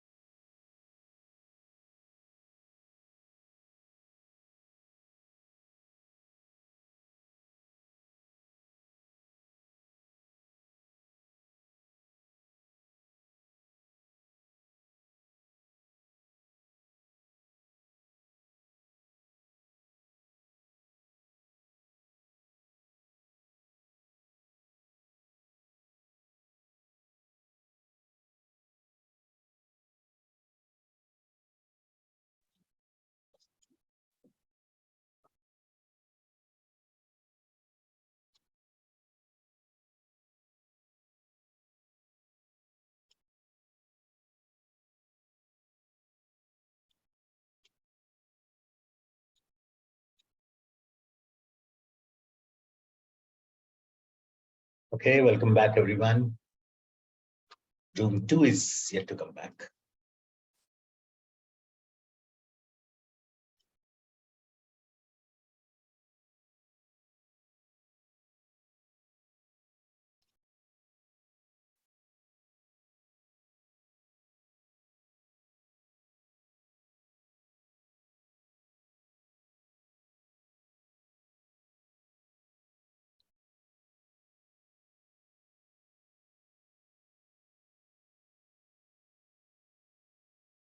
Okay, room 2, welcome back.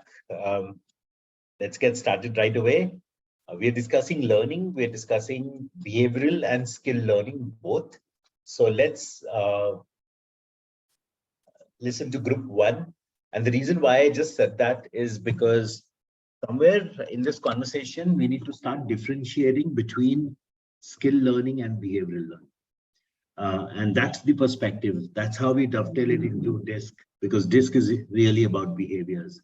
So we need to separate out skill learning from it so that we can see it in a more, more clearly. We can see it more clearly, right? Maybe I can just take a minute and answer the question that we earlier had. How is competency different from, let's say, talent and skill? Now, competency is essentially a molecule if talent and skill are all, atoms. What I essentially mean is that the competency is a mix of behaviors. It is a mix of skills, behaviors, even, talent. And so you may define a certain competency for a certain role. Competencies are essentially what is required in terms of human capability to do a certain role. And that could be a mix of skills, talent, behaviors, attitude, aptitude, as they call it, knowledge, all of that. And then it really depends on how you want to define it. Every company defines it slightly differently. But, you look at capability overall, you don't, that's where you start when you define a competency. If you take a simple thing, like, for example, presentation skills. Now, while we call it presentation skills, making a good presentation involves having the skill with being skilled with PowerPoint, for example. But it also means that you need to have a certain talent for, let's say, engaging an audience. More importantly, you need to have the right behavioral attitude to be able to, engage the participants and make a good presentation. So it's a mix of talent, behavior, skill, all of that. When we look at any role or any activity at work, it is really a mix of many things. And we have just defined the elements of it for now, but competency is the molecule. Competency is a mix of these elements. I hope that answers your question, and Shraddha? Yes. Yeah? Yes. Great, thank you very much. So let's go to group 1. Group 1, we are talking about steps of learning. Akash, I do have rights to share the screen. Yes, let me check again. I think you should. Yeah, one participant can share at a time. You can. Please go ahead. So can everyone see the screen? This is just one slide we have made. Right. So this is steps of learning. What are the steps of learning involved? Manas and Urmi, Deepa, you'd like to go ahead, or? Yeah, I can go ahead, or you can go ahead. Yeah, as maybe well if I'll you explain want. the step Yeah, and you can go with the illustration. Yeah. So there are 5 steps of learning. What we discussed this unconscious incompetence, which comes with this is true in terms of behavior, that I don't know that I don't know. Okay. And the conscious incompetence is the second one that shows that I know that I don't know, but I want to learn and I want to improve. I want to go ahead and change myself in that aspect of life. Then next is conscious competence. I know how to do it, but I have to concentrate on the task. So that becomes very consciously I'm involving. For example, if we are learning to drive, we are very conscious about what is judgment, and we are very conscious about how we are holding the steering wheel. We are conscious about every small things when we are learning to drive. And then the unconscious competences, we just drive at ease.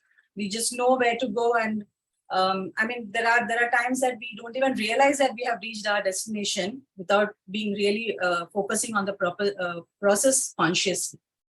And the last is conscious unconscious competence, where we are in a position to transfer the skill to others very confidently. We are at ease in teaching that skill. So, Urmi, up to you. You can give that illustration what we discussed. So, thank you, Soumya. What I would want to add is that generally these levels of learning apply to behavioral learning if we start from step 1, which talks about I don't know that I don't know. So let's give an example where someone comes and tells me that, you know, you are a little rude when, you know, someone disagrees with you. Now initially that comes to me as a surprise, so I don't know that I don't know. Here when I say I don't know, I mean that being polite. So I don't know that I'm impolite. All right, so when someone tells me and gives me a feedback, I come to the second stage, which is conscious incompetence. So now I ask people that, you know, this person told me this, and then my friends say, yaar, actually ऐसा है. तुमसे जब agree नहीं करते हैं, you kind of, you know, become a little rude. So now I'm in a stage called conscious incompetence. I know this is what it is, but, you know, I'm still incompetent. Then I start working on it. I start becoming a little mindful of what I'm saying, what words I'm using, what tone I'm using. And so I come to the third step, which is conscious competence. So now I'm consciously competent. I'm in my mind ensuring that I don't slip. And when I keep on doing this over some time, it becomes a second habit to me. So now I don't use the words which are rude. I don't use a tone which is not right. And slowly I move to unconscious competence, where I am now a polite person, or I have a polite behavior. That's a learned behavior. The fifth is, you know, actually I have, so personally I knew these 4 steps. The fifth is about when I can teach someone else about how to be polite, maybe. And yeah, that's all.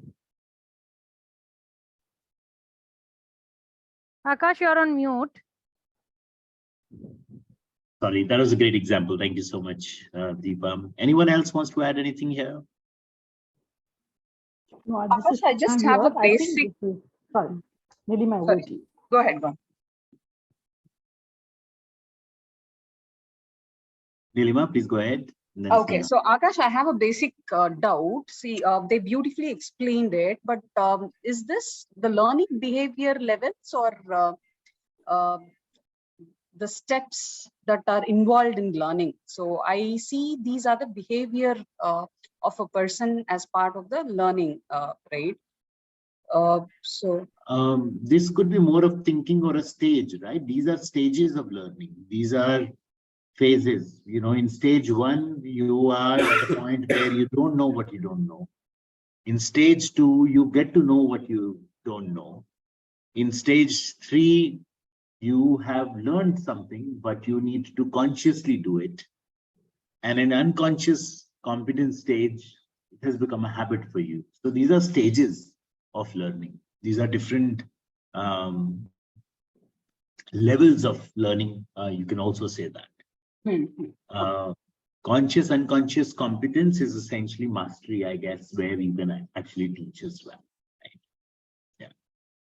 Put able to someone to understand where they stand in these 5 levels. Five. Yeah. So the question that Nilima, I would like to ask, which is related to what you asked, is this relevant for behaviors, or is this stage model relevant for skills? That's a question to ask, and we'll try and mull over it in a bit. But Sneha, you had a point to make.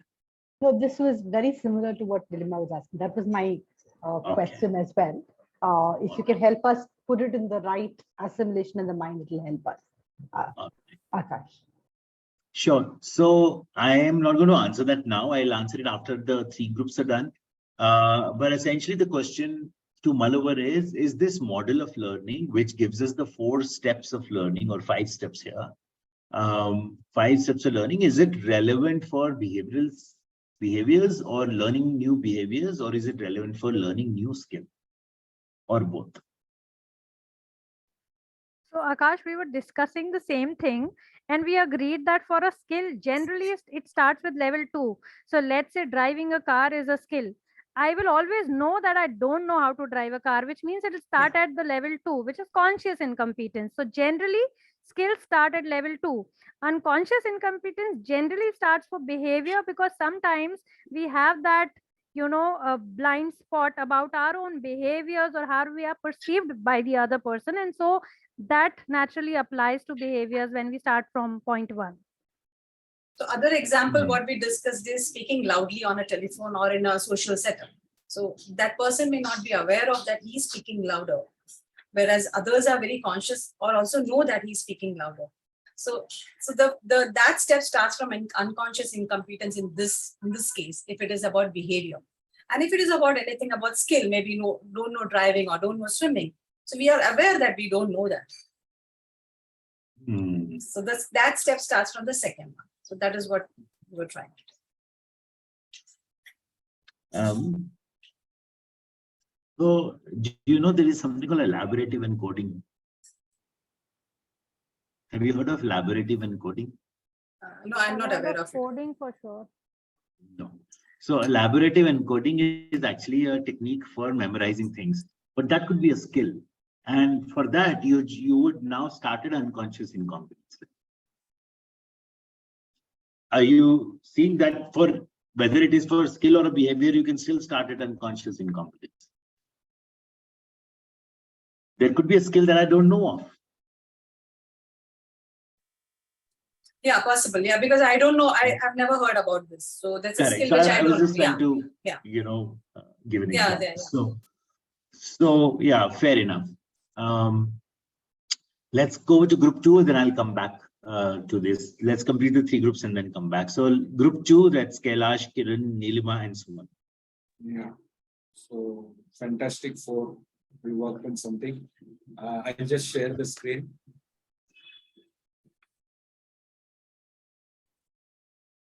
So Nilima, you would like to take it? Yeah, sure. We wanted to break this into 4 ways because emotions impact learning in different ways, right? And we wanted to bucket emotions under these categories, which is psychological, motivation, cognitive, and social emotions, where it gets impacted. So when I say psychological impact, it's the emotions that make you feel better when learning, right? So that is where you're curious, you feel happy about learning something, and also surprise factor element that gets into, right? So we wanted to bucket these emotions into psychological impact. And when it comes to motivational, again, emotions towards learning always requires rewards and encourage them to learn. So rewards, gaining knowledge, getting a competitive edge and self-realization. We wanted to group it under the motivational impact.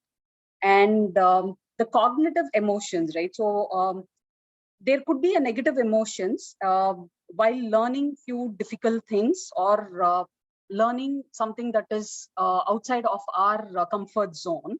So that is when we get to see emotions like, we fear for something, there is a stress involved, we get confused, there is a guilt, shyness and all that. So these are the emotions that gets in a cognitive kind of environment where it has an impact. And also on social impact, again, these are the emotions which actually improves cohesion in learning groups, right? So learners who feel good about their education will be open to engage with their teachers and other learners. And that is when being along with the family, friends, education system, and getting a social acceptance. So these are the emotions that we wanted to group under these 4 categories. Yeah. Also to add what Nilima said, emotions are essential in the learning process because, if suppose the curiosity or the motivation is not there, even if somebody is made to learn something, the behavioral change will not happen. They might complete the training hours, but behavior change will not be seen. So emotions are very essential overall. That's what we all say.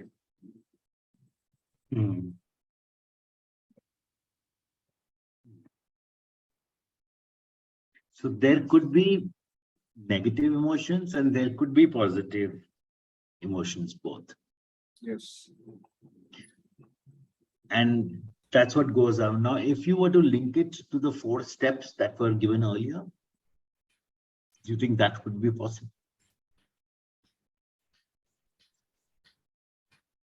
Could we link these emotions to the four Yes, steps yes, given yes, before? it is very much relatable. In fact, at every stage, the emotions will, in fact, that those steps will lead to this kind of emotion. You can say that. Hmm.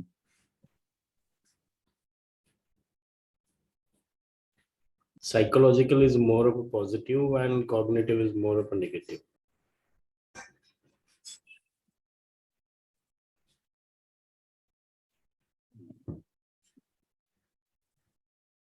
Okay. Anyone has any other perspective?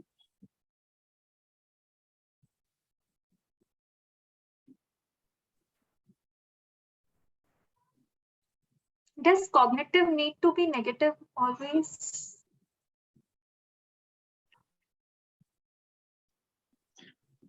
I have a question there actually. What is cognitive emotion? How is, I mean, are there different, are emotions coming from different parts of the brain, or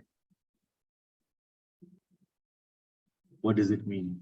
It's a feeling, but feeling, it's not only negative, but like we use different words over here, where we are saying that there is a fear in your mind that someone will say something if you don't know about something, right?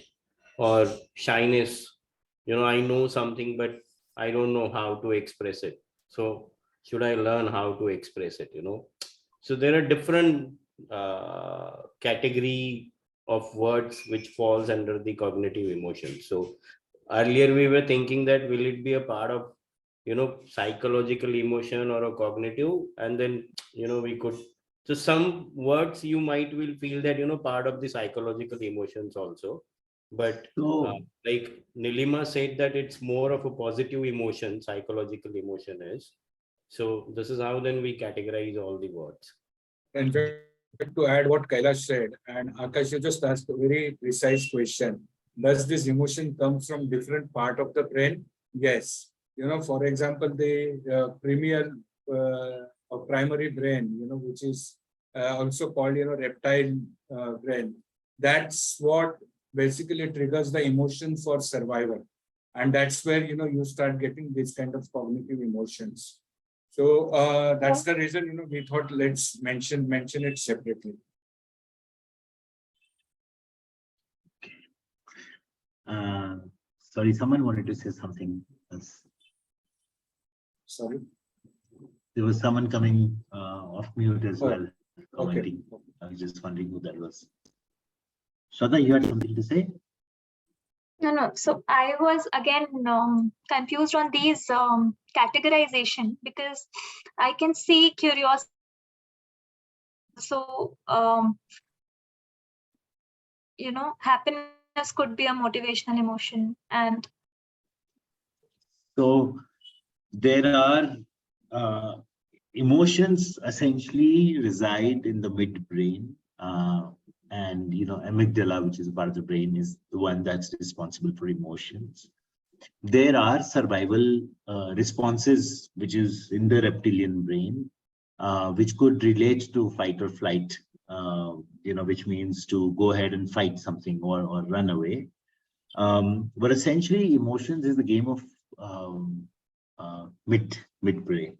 Okay, and emotions are all psychological. I mean, I'm not able to, they all are related to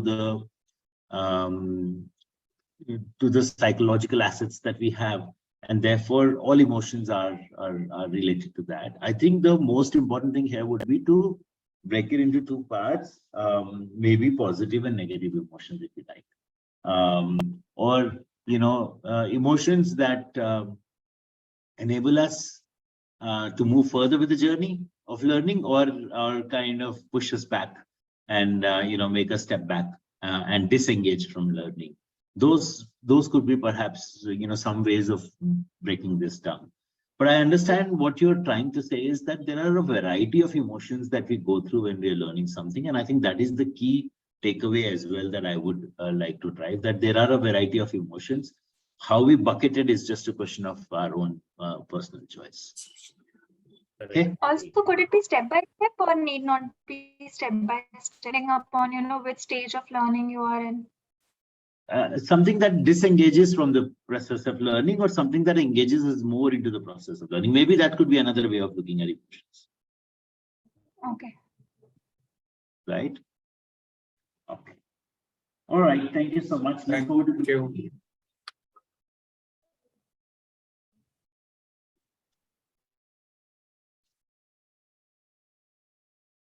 Yeah.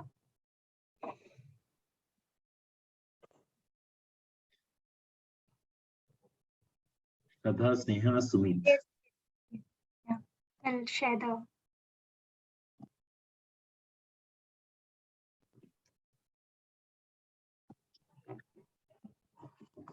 So, Sneha and Sumit, you can. So we started discussing that, you know, what is it that triggers you to sign up for a certain learning engagement.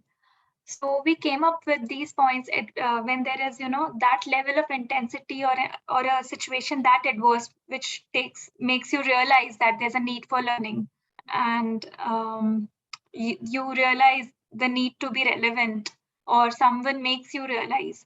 So we had catalyst that led to internal or external triggers.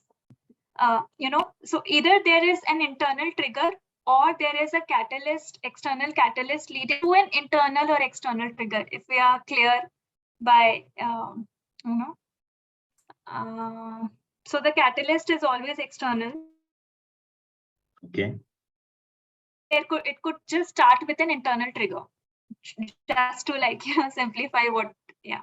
So we discussed on various points. You know, external could be maybe your coach, your mentor, or there's a certain company policy that you need to undergo this certain training, which is conditional.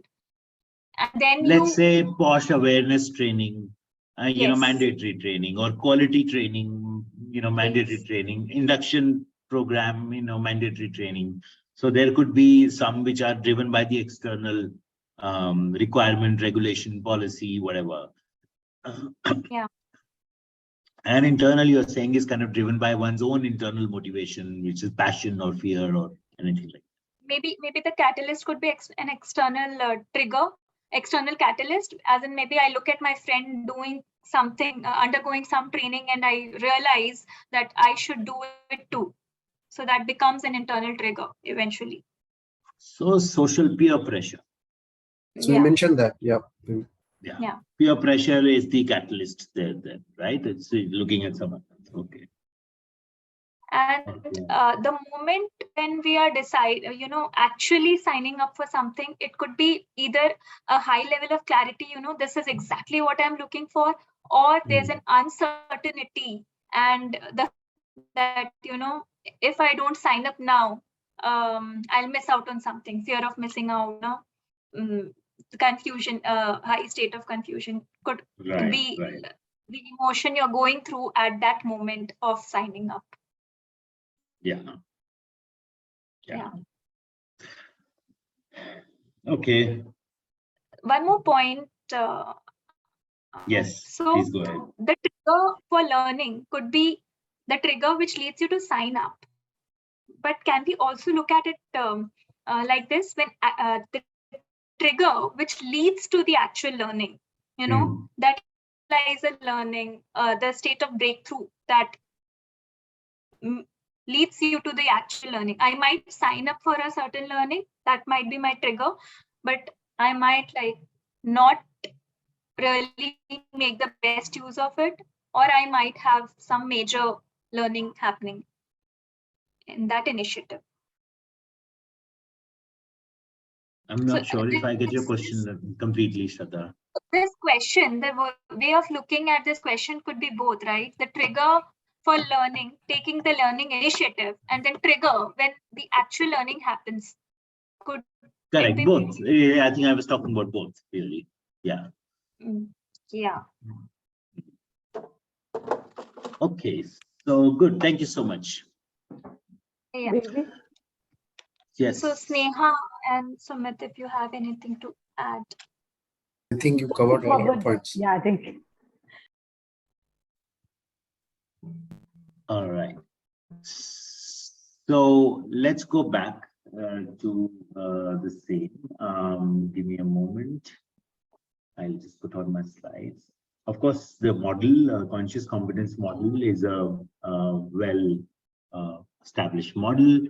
You know, you get to a point where you start with a point where you don't know what you don't know, and then you become aware of what that is, and which is essentially exposure or awareness, not feedback, but exposure. And when with that, you can get to a point where you are conscious about, or you're aware about what you don't know. Read consciousness as awareness, right? And incompetence and competence as, you know, whether you can do a certain job or not. And then you start practicing, just like maybe driving, swimming. You gave an example, a different example as well. And then the third is a point where you just get to do something. You've just learned a new skill or just learned a new behavior. And that is called conscious competence. The reason why it's called conscious competence is because you need to actively remember mental effort. There's a lot of mental effort required in doing that activity. You've just learned car driving. You need to be very conscious about which gear you are at, you know, that there is a turning ahead, that there is a mobile phone which is ringing and you should not pick it up. You're very aware of your surroundings and you're putting mental effort to synchronize the clutch and the accelerator and then driving. So that's conscious competence. And then when you practice, it gets to a point where it becomes a conscious competence. Unconscious competence, it becomes a habit. You get into a car, you start, you know, by having a bite of the burger, you put on the music and you start driving. You don't really have to make a conscious decision on changing the gears. The gears get changed automatically, you know, by your hand. You have that muscle memory. That's the unconscious competence model. The thing that I want you to reflect on is this true for behavioral learning or not? Let us say that you need to learn how to control your anger. Would you apply this model? If you were teaching someone anger management, or opposite of that, maybe teaching someone how to speak up and be more assertive, would you use this model? I think yes, Akash. You would use this model. You could break that into steps and teach someone a new behavior using these 4 steps. Not exactly steps, I would say, and teach someone at least it can be a good starting point. You know, it can be a good start. Yeah, to make somebody aware, and then you know, give some food for thought. You know, where the person starts the journey. Correct. All right. Anything you'd like to add to this? Anything you like to refine in this model to make it more relevant for behavioral learning? So Akash, I think for a behavior learning, it can only be applied when there are certain behaviors that the individual is not aware of displaying. Meaning it falls in that blind spot, because most of the time I would be aware that, let's say I have a certain behavior that I want to learn is being more social. I will know that I'm not social, so this first step will not apply. However, for behaviors that are in my blind spot, like the example that I gave, that I have never realized that I become rude when someone is not agreeing with me. For that, I think this tool can still be applied, because someone has to first tell me, or I have to have a reflection that this is what is happening to me. So let us take a behavior, an extreme behavior of, let's say, alcoholism. That then the first step doesn't apply, because I know that I'm an alcoholic. I know, right? Every morning, I think I know that Yeah. what happens to me in the evening. Yeah. So I'm there need already on not be a stage 2 blind step. then. Even for someone Yeah, who yeah. has So a I'm on short stage 2. fuse and loses anger, you know, loses temper, the person would know when they are not angry that yes, they do get angry on small stuff. So what about behavioral learning? How is that different from skill learning? If I were to learn driving, swimming, cycling using this model, it's very obvious how I can apply it to that. But if I have to learn a new behavior, what could be the added element? Behavior is very instantaneous. Right. So if a person is getting angry, there's a very, the realization of his action and his awareness of he's got angry, that, the timing is really, I would There's say. a small moment there where you can take control or lose it. Yeah, lose it. And most of the time, because that is a behavior and it's a second skin to that person. So for him to take control becomes difficult. And it just flows and he just gets angry. And that point of time, he doesn't know what is he speaking. Same like alcoholic. There'll be time during the day that he wants he wants a glass of whatever he's having or a bottle he has. So that becomes it's like a neurological pathway which he has already developed. So in that instance, I don't know if this steps will help, and we may need to add some more steps for that behavioral change. Because it's very much associated with the feeling of having alcohol, or it's associated with the emotion. Yeah. Adding on to what Soumya said, would it be right to say that you have to drive a behavioral learning from inside as a facilitator or a coach for the learner? You have to draw that out from the learner. Internal motivation is something that you. And skill could be an external step-by-step. So one of the things which is very important in behavioral learning is role modeling. We tend to copy, imitate others' behavior far more than copying other people's skills. And role modeling is something that this model doesn't really cover well. What could happen is that if you are,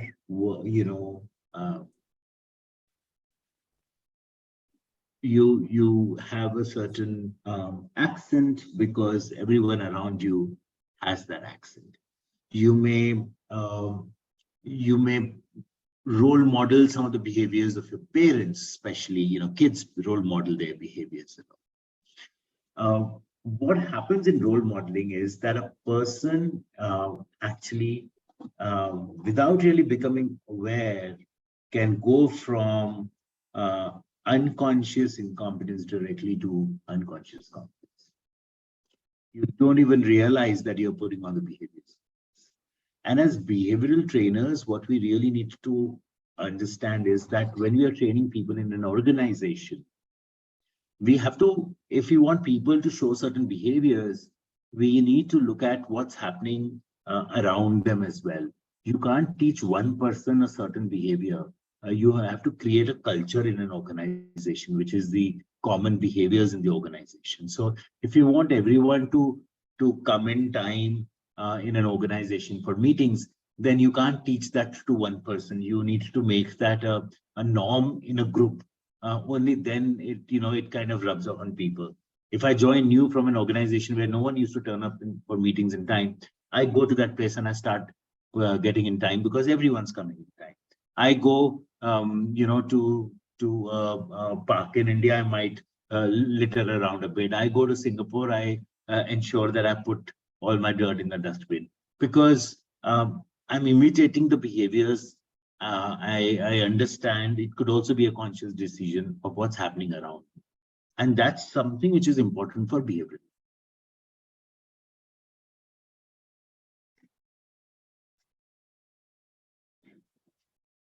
The best way to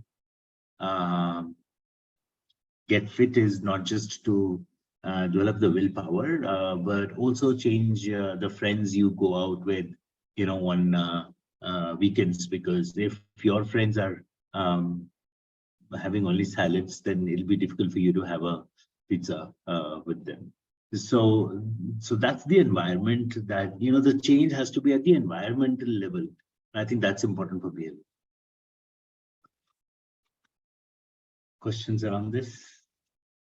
Anyone like to question, challenge, add more to it?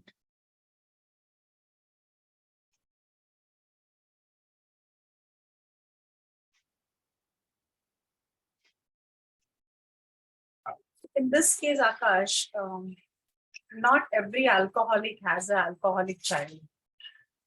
Although the child has seen alcoholism in his family or seen his father drinking every day, but not the chances are higher, but not every time the child turns into alcohol. So in that case, does environment play a role here? Right. Great question. Anyone like to answer that?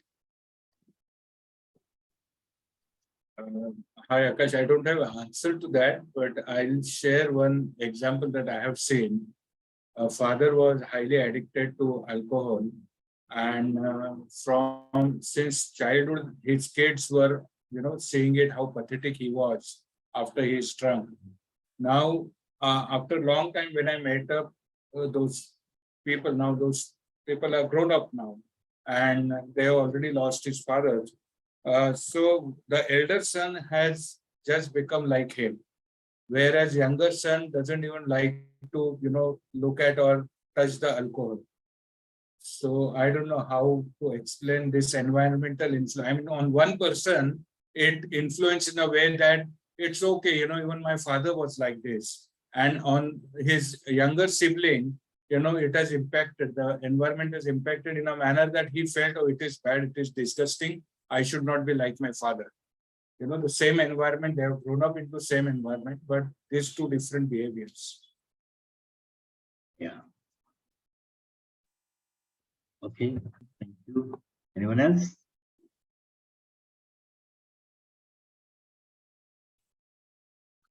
So, where does the behavior come from?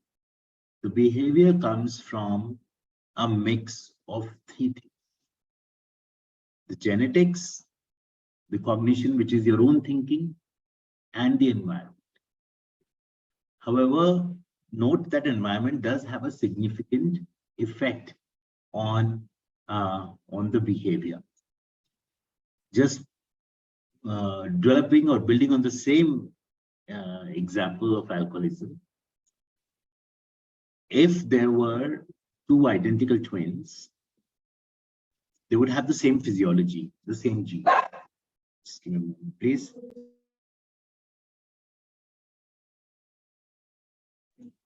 Just excuse me for 10 seconds.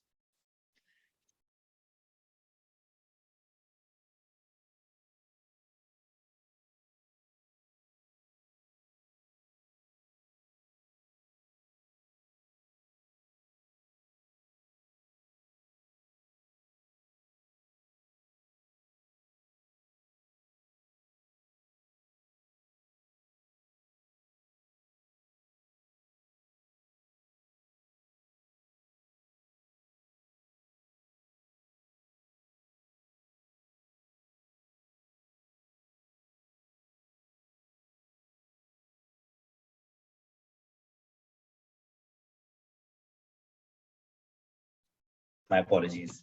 Let's go back to that conversation. So if there are identical twins, they have the same physiology. And let's say these identical twins have alcoholic parents. So the environment is all about alcohol. Is it possible that one child, like Kiran was saying, is it possible that one child says that I'm not going to touch alcohol, and the other says this is the way of life and I will go with it?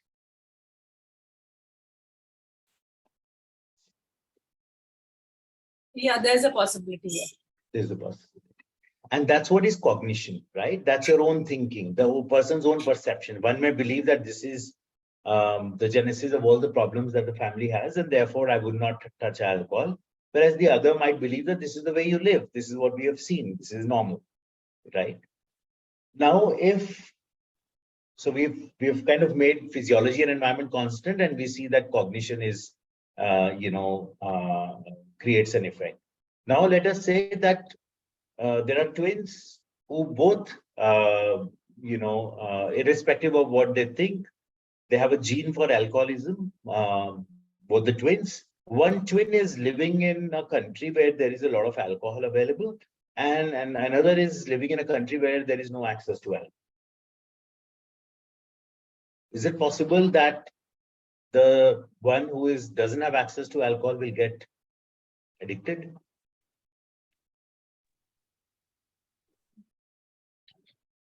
No, because the environment plays a role here.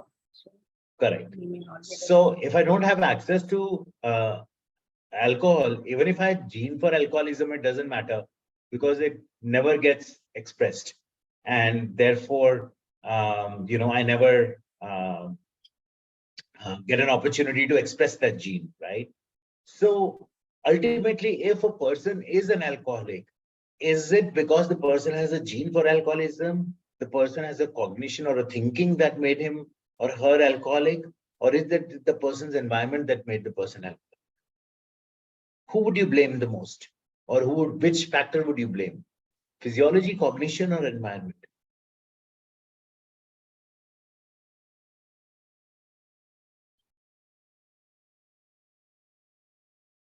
If a person, let's say, has an anger issue, would you blame that anger issue on their genes, on their thinking, or on their environment?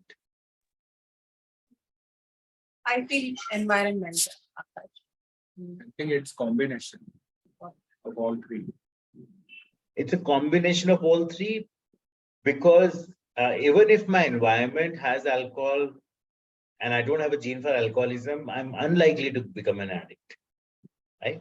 So when you have a certain behavior, that behavior or behavioral style is an outcome of all these three factors, and we can't really separate out one factor. Now, when we go to DISC tomorrow, we'll see that when a person has a certain DISC style, that DISC style, people might have a story. I have a story, why I have a D style. The reason why I have a D style is because, something happened to me in childhood, or I was, I had very tough parents. I might have my own story around it. But the fact is that I have a D style because of the physiology, cognition, and environment, and I can't separate any one factor from that.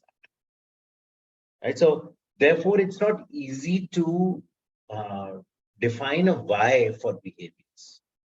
It's a complex mix of interplay of three factors. What's important in behaviors is that you define the how. How can I be more effective?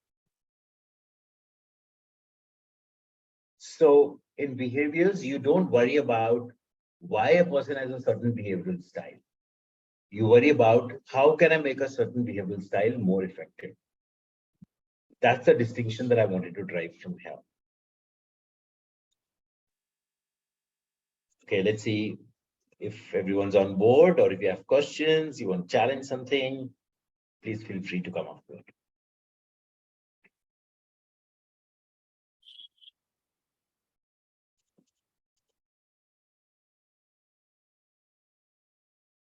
Manas, Dilimma, Kailash, questions?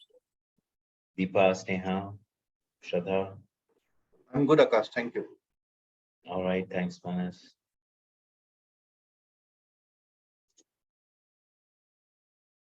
So you are saying instead of diagnosing why a particular person behave in a particular manner, we should focus on whoever he is and whatever he has, use that to help him change the behavior. Right, become more effective with the behavior. How he can become more effective. That is more focusing on a root cause, is what you're trying to say? Not focus on the root cause, because the root cause is a mix of three elements that are very difficult to identify, separate out or analyze. Okay.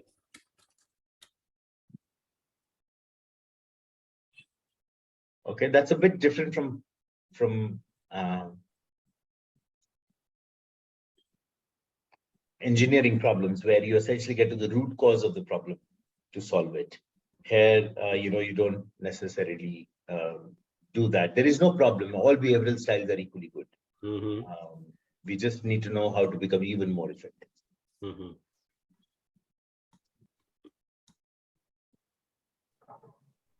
Okay, everyone.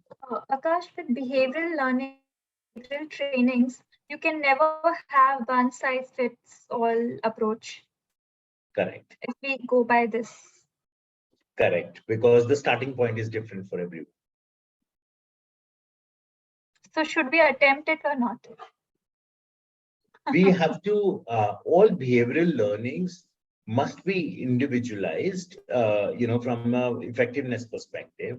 However, if you are, let us say, training everyone to be punctual, come in time for meetings.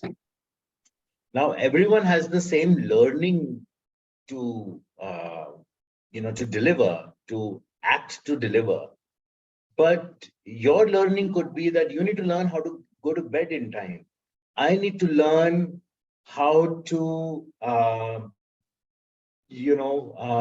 commit time for meetings properly. I overcome it without thinking. That's why I never make it in time. So our learning will have to be different, even though it may seem like we all need to learn how to be punctual. Learning will always have to be personalized and individualized. Because our starting point is different. Yeah. Fair enough? Yeah. Okay.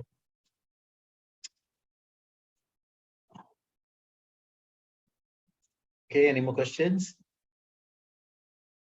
So what I'm going to do now is perhaps do an activity and then maybe we can get into groups and do a recap. What I like all of you to do is to get a piece of paper and a pencil. If you can just get that, make that handy. I know that's not a default thing on a working desk these days.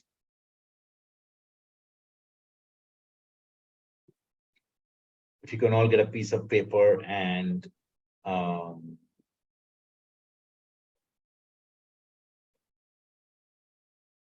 paper or a pencil. Please confirm that you're ready with a piece of paper and Ready. pen. Thank you. Ready. Ready. All right, thanks.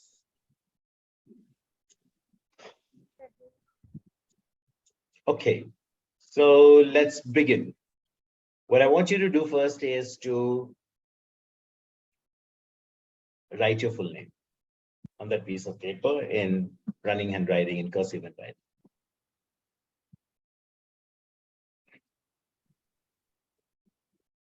Okay, how many of you wrote with the left hand? Me. Okay, Kailash, you're left-handed. Me, Yes. Akash, I'm a left-handed. Sorry, who's that? Soumya. Soumya and Kiran are left-handed. No, Rest not everyone me. is. I'm right-handed. Kailash is left-handed. Sorry, Kailash and Soumya are left-handed and rest everyone is right-handed. Okay. Now what I like you to do is to shift the pen, move the pen to the other hand, to the non-dominant hand, and write your name again.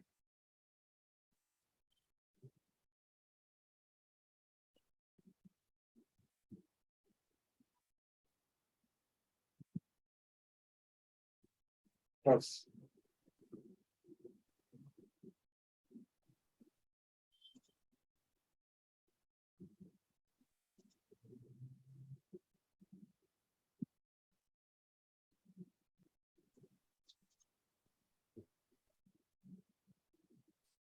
Okay. If you're done, let me know. How was the experience different this time? Who'd like to come off mute with them? The experience will be for other people because they won't be able to read what I've written. All right.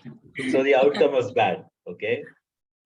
Soumya, you've come off mute. I use both my hands. I'm ambidextrous, so. You're ambidextrous. Okay. Although, but left is more smoother for me. It's very natural. Second, Right. it took a Most lot of the time people who to- can write with left can do a lot of activities with right as well. Okay. So compared to left hand, I took a lot of time to write my own name. Right. Okay. So it took more time and it was a bit clumsy. Yeah. Okay. Same experience with me. Kiran, same for you. Took more time and it wasn't good. All right. How is the experience of writing different? Anyone? I also felt uncomfortable, while writing. It was Really, I uncomfortable. felt, yeah. It was uncomfortable. It Never felt did like we this. were learning to write. It felt like you're learning to write. Okay. So kind of felt Correct. like a primary school activity. All right. Yeah. And I was very conscious while writing. Okay. That's a great one. You were conscious. So you have to apply yourself much more. Yeah. All right. You see what I mean by mental effort? Mental effort means that you need to focus more. There is more energy. It's uncomfortable. And it takes more time because you can't do it quickly. It doesn't come smoothly. And the outcome is actually not as good. That's what we mean by saying that an activity requires more mental effort. The first time I asked you to write your name, did you have to make a conscious effort to decide which hand to use today? Do you have a odd even policy? No. You respond with your dominant hand without thinking. That's your default, right? But you can write with your other hand, even though it takes more time, effort, and it's clumsy. Now, step 3, what I like you to do is to write your name 5 times as quickly as possible. Doesn't matter which hand. Let's see who can write first.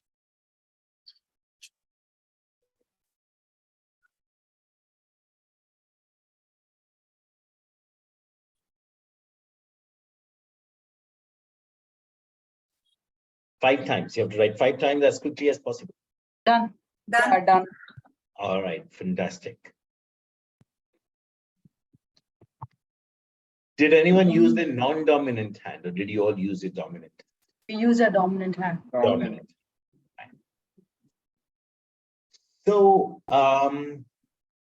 if I have to figure out which is your dominant hand,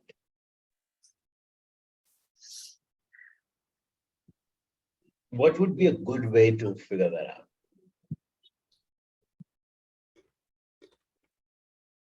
Just ask them to write without any instruction, whether to use right or left hand, and just observe, what hand they are using. Correct.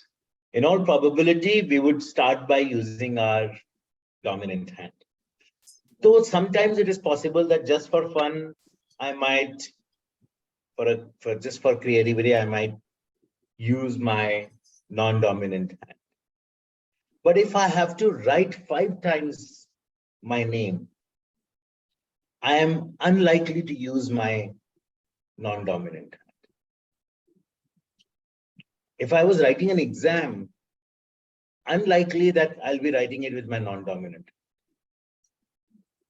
I would be under stress, and therefore I would be writing with my dominant. So while a dominant hand means the one that we use automatically, that's the default, it's also the hand that we go back to when we are under stress. Even if the stress is as subtle as writing 5 times. You all went back to your right hand, or to your dominant hand to write, because you had to write 5 times, which is kind of boring. And it'll require too much of mental effort to write with the non-dominant hand. So the definition of strength in skills is, what's a skill? A step-by-step process. What's a strength in skills? Consistent high performance. This is what we discussed earlier. If you recollect, we said, what's a strength? The strength is consistent high performance.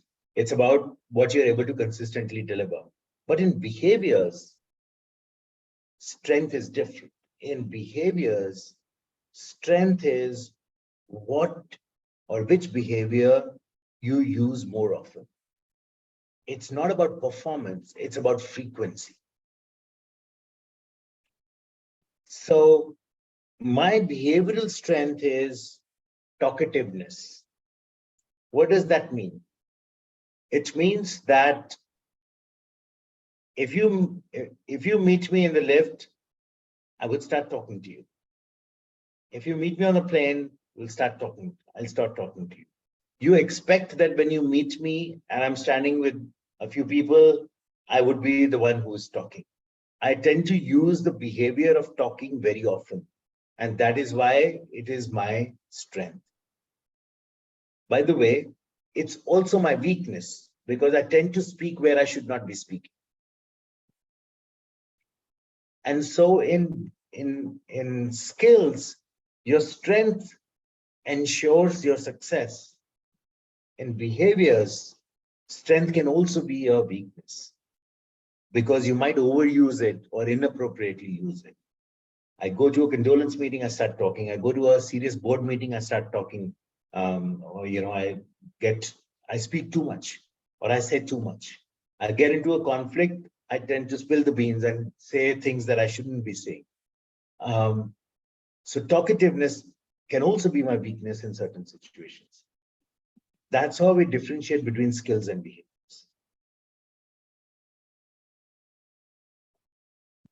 I'm going to pause here because this is kind of the key to learning, and I want to share that slide with you. Akash, can you repeat the last sentence again? So in skills, strength is defined as consistent high performance. An area where you can deliver consistent high performance is called a strength for a person. If I'm really good as a cyclist, all of us can get into a stadium. You can put all of us on the same track, give us the same bicycles. I will be the one who will probably be the first or the second every time because cycling is my strength, right? So in skills, consistent high performance is your strength. In behaviors, we define strengths differently. We define strength as a behavior that you tend to use more often. It's not good or bad. It's not effective or ineffective. It's just the behavior that you tend to use more often. That is seen as strength, just like your right hand or your dominant hand, right? So this is also the behavior that you go back to when you're under stress. I can behave differently at times, but it requires more time, more effort, just like using my non-dominant hand. But when I'm under stress, I always go back to my natural strength or my natural behavior, which is which is defined as my strength. And when I overuse it, especially under stress, it becomes my weakness. So strength and weakness in a behavior are two sides of the same coin. Akash, I have a question. Yes, please. Could a behavior be also a skill? Because you mentioned like using dominant hand is your behavior. Could it be? I'm using that as an analogy, but essentially it's just, yeah. Could a certain trait be both skill and a behavior depending upon the context? I think so, yes, because we are the ones who are differentiating between skills and behaviors. The brain doesn't differentiate it, right?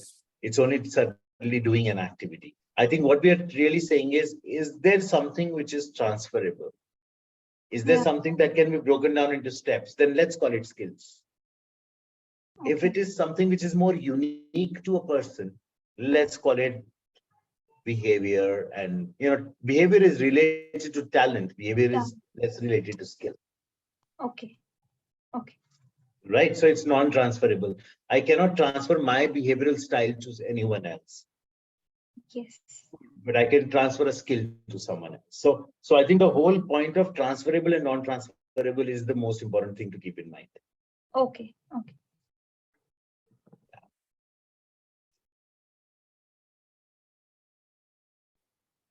That is a good question. Anyone else? Okay. So if I have to define or express the difference between skills and behaviors, which is very important for us. Skill is a step-by-step activity, whereas behavior is an expression, an outward expression, an observable expression. Skill is something transferable, whereas behavior is a unique style. How do you test someone's skill? You put them through an exam, through a test, right? You put all of people on the same track, in the same stadium, with the same bicycle, and then see who can cycle fastest. Whereas if I have to test someone's behavior, I have to put them under stress and then see which behavior they use the most. Then I know what their strength is. So some people may become very humble under stress. Some people may become very pushy under stress. I will be able to figure that out, based on how they respond to stress.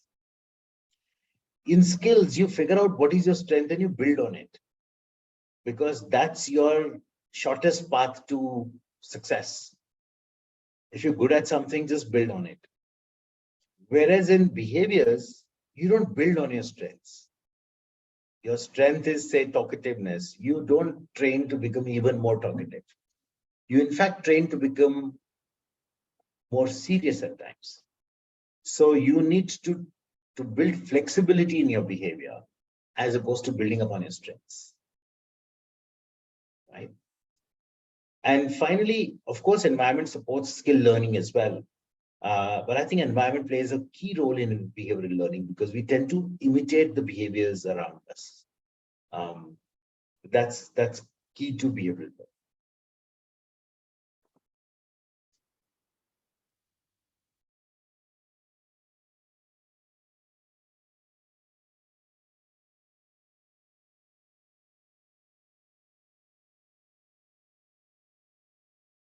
Okay, I'm pausing here. Is it getting too? So Akash, when you were saying strength is transferable and behavior is a unique style, then skill is transferable. Skill is transferable. Skill is transferable and behavior is a unique style for an individual. But when we say that someone is someone's role model, and why don't you become like him or her? Then are you not saying someone that you follow how the person behaves in a certain situation of what is called or certain situation or certain action? So in that way, can it not be transferable? So it is, we tend to copy or imitate the behavior. But however, remember that this is a style, which means there may be some behaviors that I imitate others for, but I would still have my own behavioral style, my own behaviors. It can never be an exact copy of the other person. A person is always unique. In stress scenario, they will go back to their original behavior. Right? Yeah. To their strength, to the behavior that comes most naturally to them. Yeah. Akash, can you give me some example for this last point, that is in skills, environment supports learning, and in behavior, environment drives learning? Sure. So let us say that I'm learning how to, let's say, let's take a skill, drive a car. If I join a driving school and I'm a part of a batch of, say, 10 people who are learning driving together, I have the right environment for learning. I've been given a big ground, I can figure out how to control the steering wheel. I also have people who are learning along with me, and we're exchanging notes on what works easily, what's difficult. It's an environment that would support my learning, right? However, if let us say I move to a country like Japan, and I'm a very talkative person, and I'm also a very fast-paced person. Given that my environment would be far more slow paced.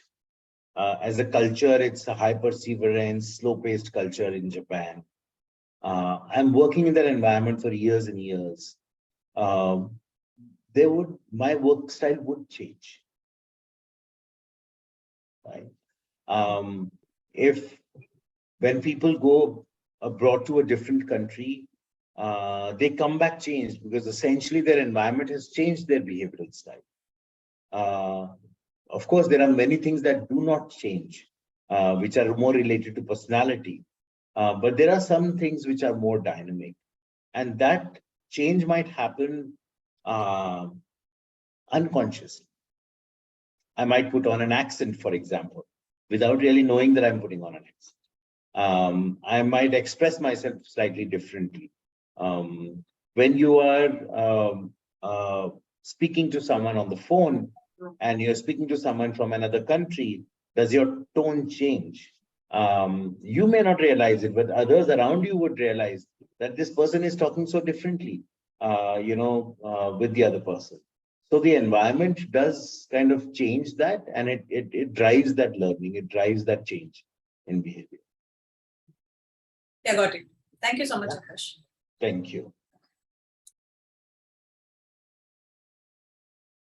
Okay, so may I suggest that we get into a quick 10 minutes breakout, 10 to 12 minutes breakout, and discuss our insights and questions, that we're taking away, and come back, and maybe one person can summarize how the session was, where the questions are coming up. I think it'll help us all to make sure that everyone's getting an opportunity to reflect on their learnings. So I'm going to put a 12 minutes breakout and get everyone to discuss what you were discussing in your breakouts is your key takeaways, your questions, what you're liking, what you are happy with, what you want to build on therefore in the next session. So what are your emerging questions? I think it's important to capture them. Okay, let's get into the breakouts.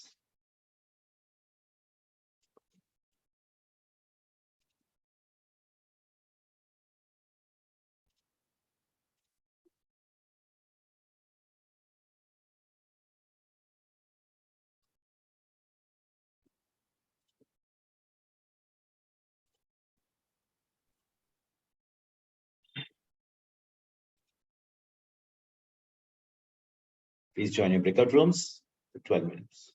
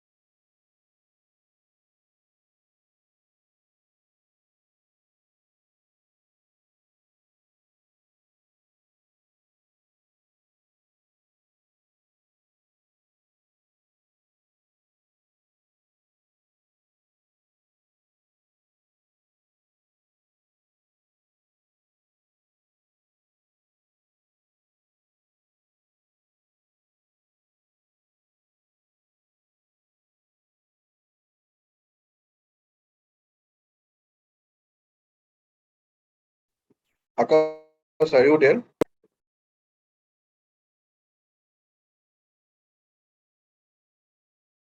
I think he's not there.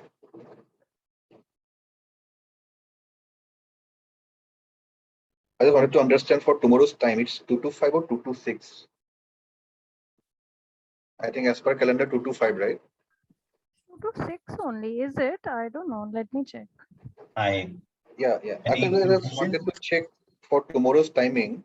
Tomorrow the Is it- same invite is repeated, right? So it's 2 to 6. Yeah, it's 2 to 5 or 2 to 6 actually. 2 to 6. It's the same invite, which is a repetitive invite. Okay. In my calendar, it is 2 to 6 only. I 2 to checked 6. also. Yeah. Yeah. It's 16 hours program, so 4 hours, 4 days. Sure.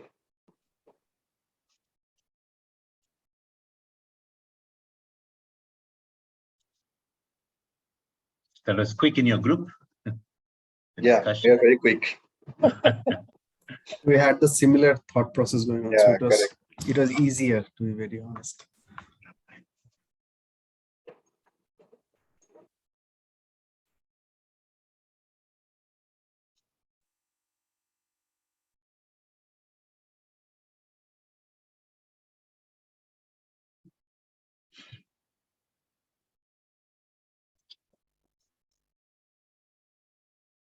If you don't mind, I'll just go back on mute for a couple of minutes.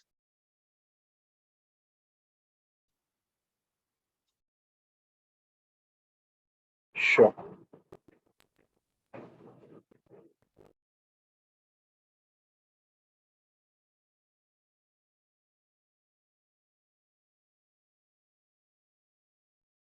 So, which role you are into?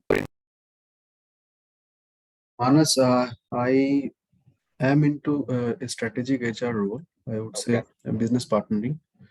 So we have 4 business units in India. So I head one of them, based in Gurgaon, and there is a progression happening. So I don't know. It may happen that I may take up a role as a center of excellence. By end of this year.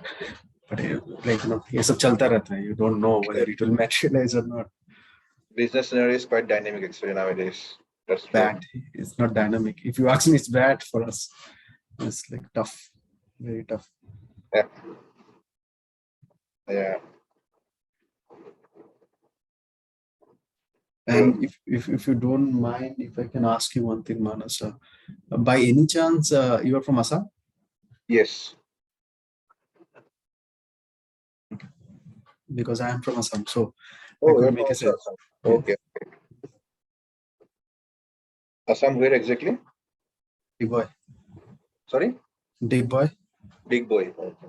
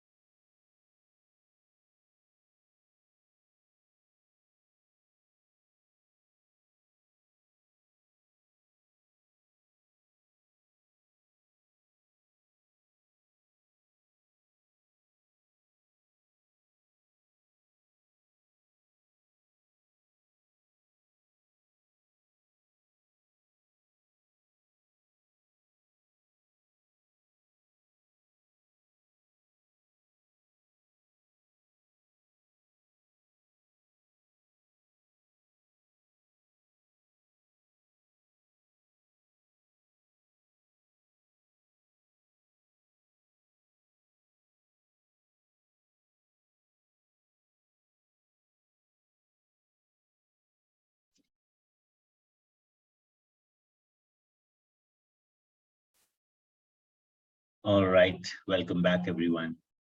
So we have just a few minutes. Let's get together and understand how the session's been going, emerging questions, what have been the key insights. So group one, would you like to go first?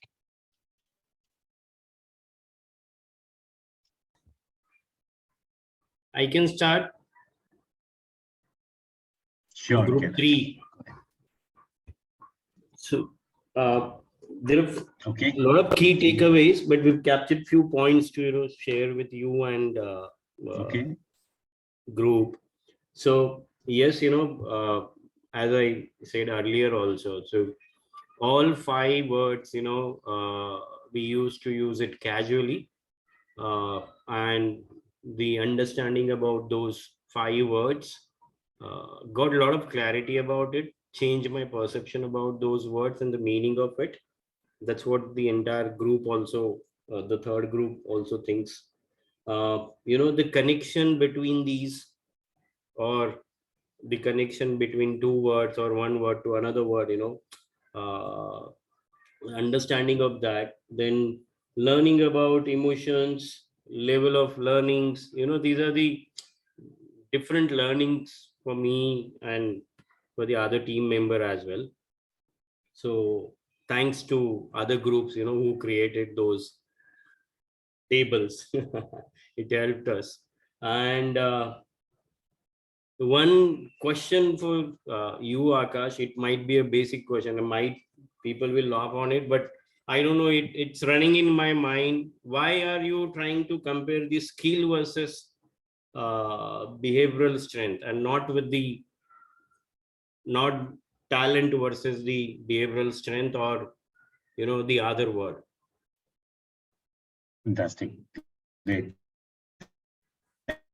Thank you so much. Talent is just a potential, right? Talent is a seed which needs to be developed, honed. When you actually deliver performance, you're delivering performance based on a certain behavior or a certain skill. And therefore, we are talking about strengths in skills and strengths in behaviors.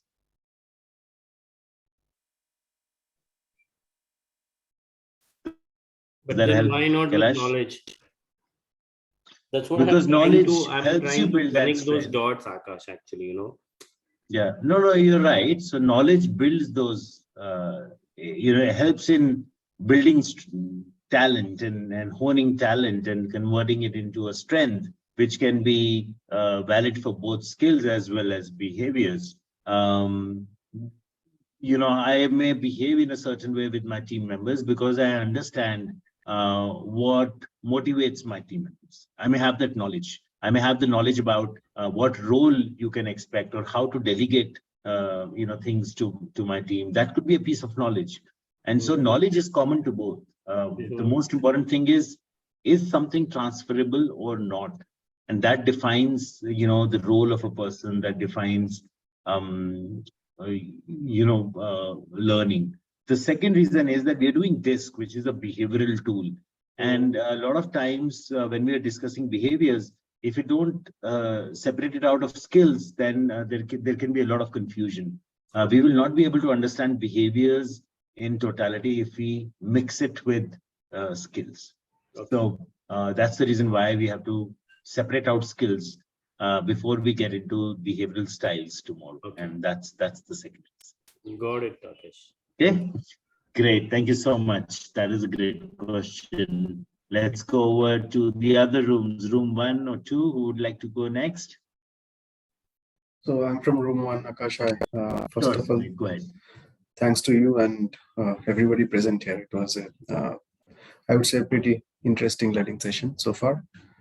We as a group don't have much to ask at this moment because a lot of absorption going on, a lot of introspection going on.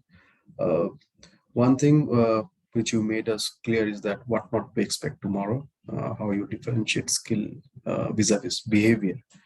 And I believe even for that matter, what Kailash mentioned, how we used to use those, 5 different words interchangeably, so easily, in fact, so that's our take as a whole, and also rightly mentioned by you, and Manoj was very impressed by that, and me too, that, brain and save energy funda, so every time my brain next time tries to save energy, I'll at least know that it's saving energy. So on a lighter note. But anyways, so that's what, if I can summarize, if anybody else from the group has anything, Deepa, Manas, Suman, please pitch in. I think, Sumit, you have already covered. I have nothing much to add.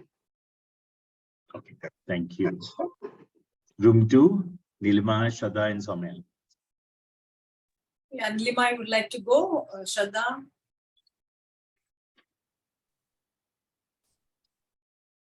Please go ahead, Soumya. Okay. Yeah. So as first thing, thanks Akash for this refresher again. I think I'm getting enlightened more than what I was then before. So as we started about the talent, skill, knowledge, so these words which are used in a very casual manner, we are getting. I mean, I'm able to internalize this, and I'm able to differentiate between these things, and I've become more aware about these words now. So that's, I mean, it's like an antenna now. So the awareness has increased about these words, and the steps of learning, what we learned about the unconscious incompetency to unconscious competence. So the beautiful layers, what we differentiated in that itself, also about the skills and behaviors in those things. So one thing which I like, we had an example of driving a car. So you told about something called data, and I have not even heard that word. So that also came from that I don't know something is there like that. So that steps also, that is also a kind of learning. So I'm not even aware of there's something called like that. So that is one thing which I really I mean it instilled a lot of awareness in me. And the part where your environment, cognition, and the genes plays a role in your behavior. So how all the three are responsible in some manner for how you change yourself in that. So Shraddha, I would like to go ahead with something else. As of now, I don't have any question. It's very clear to me. All right, thank you, Soumya. I guess I agree with Soumya.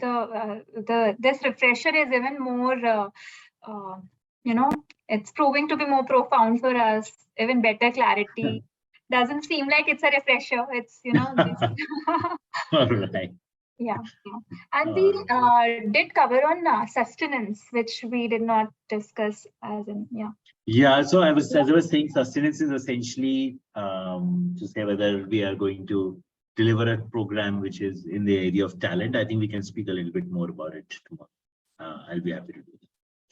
Great, thank you very much, everyone. I know we are at the bottom of the hour, so let's go for a weekend evening, and tomorrow I'll see you all at 2 o'clock, same time.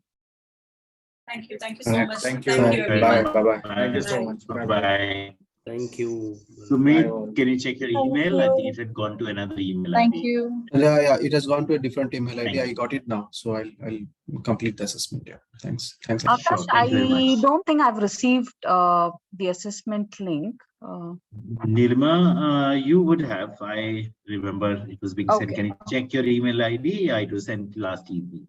Okay. If not, just let me know. We'll Sure, get that sure. organized. Yeah, thanks. So Thank for you. tomorrow, joining details will be same for the meeting? Same. Yeah, it is in your Same. calendar, but it is the same. Okay. Thank you. Yeah. All right. Thank you. Bye-bye. Fantastic session. Thanks, Kiran. Bye-bye.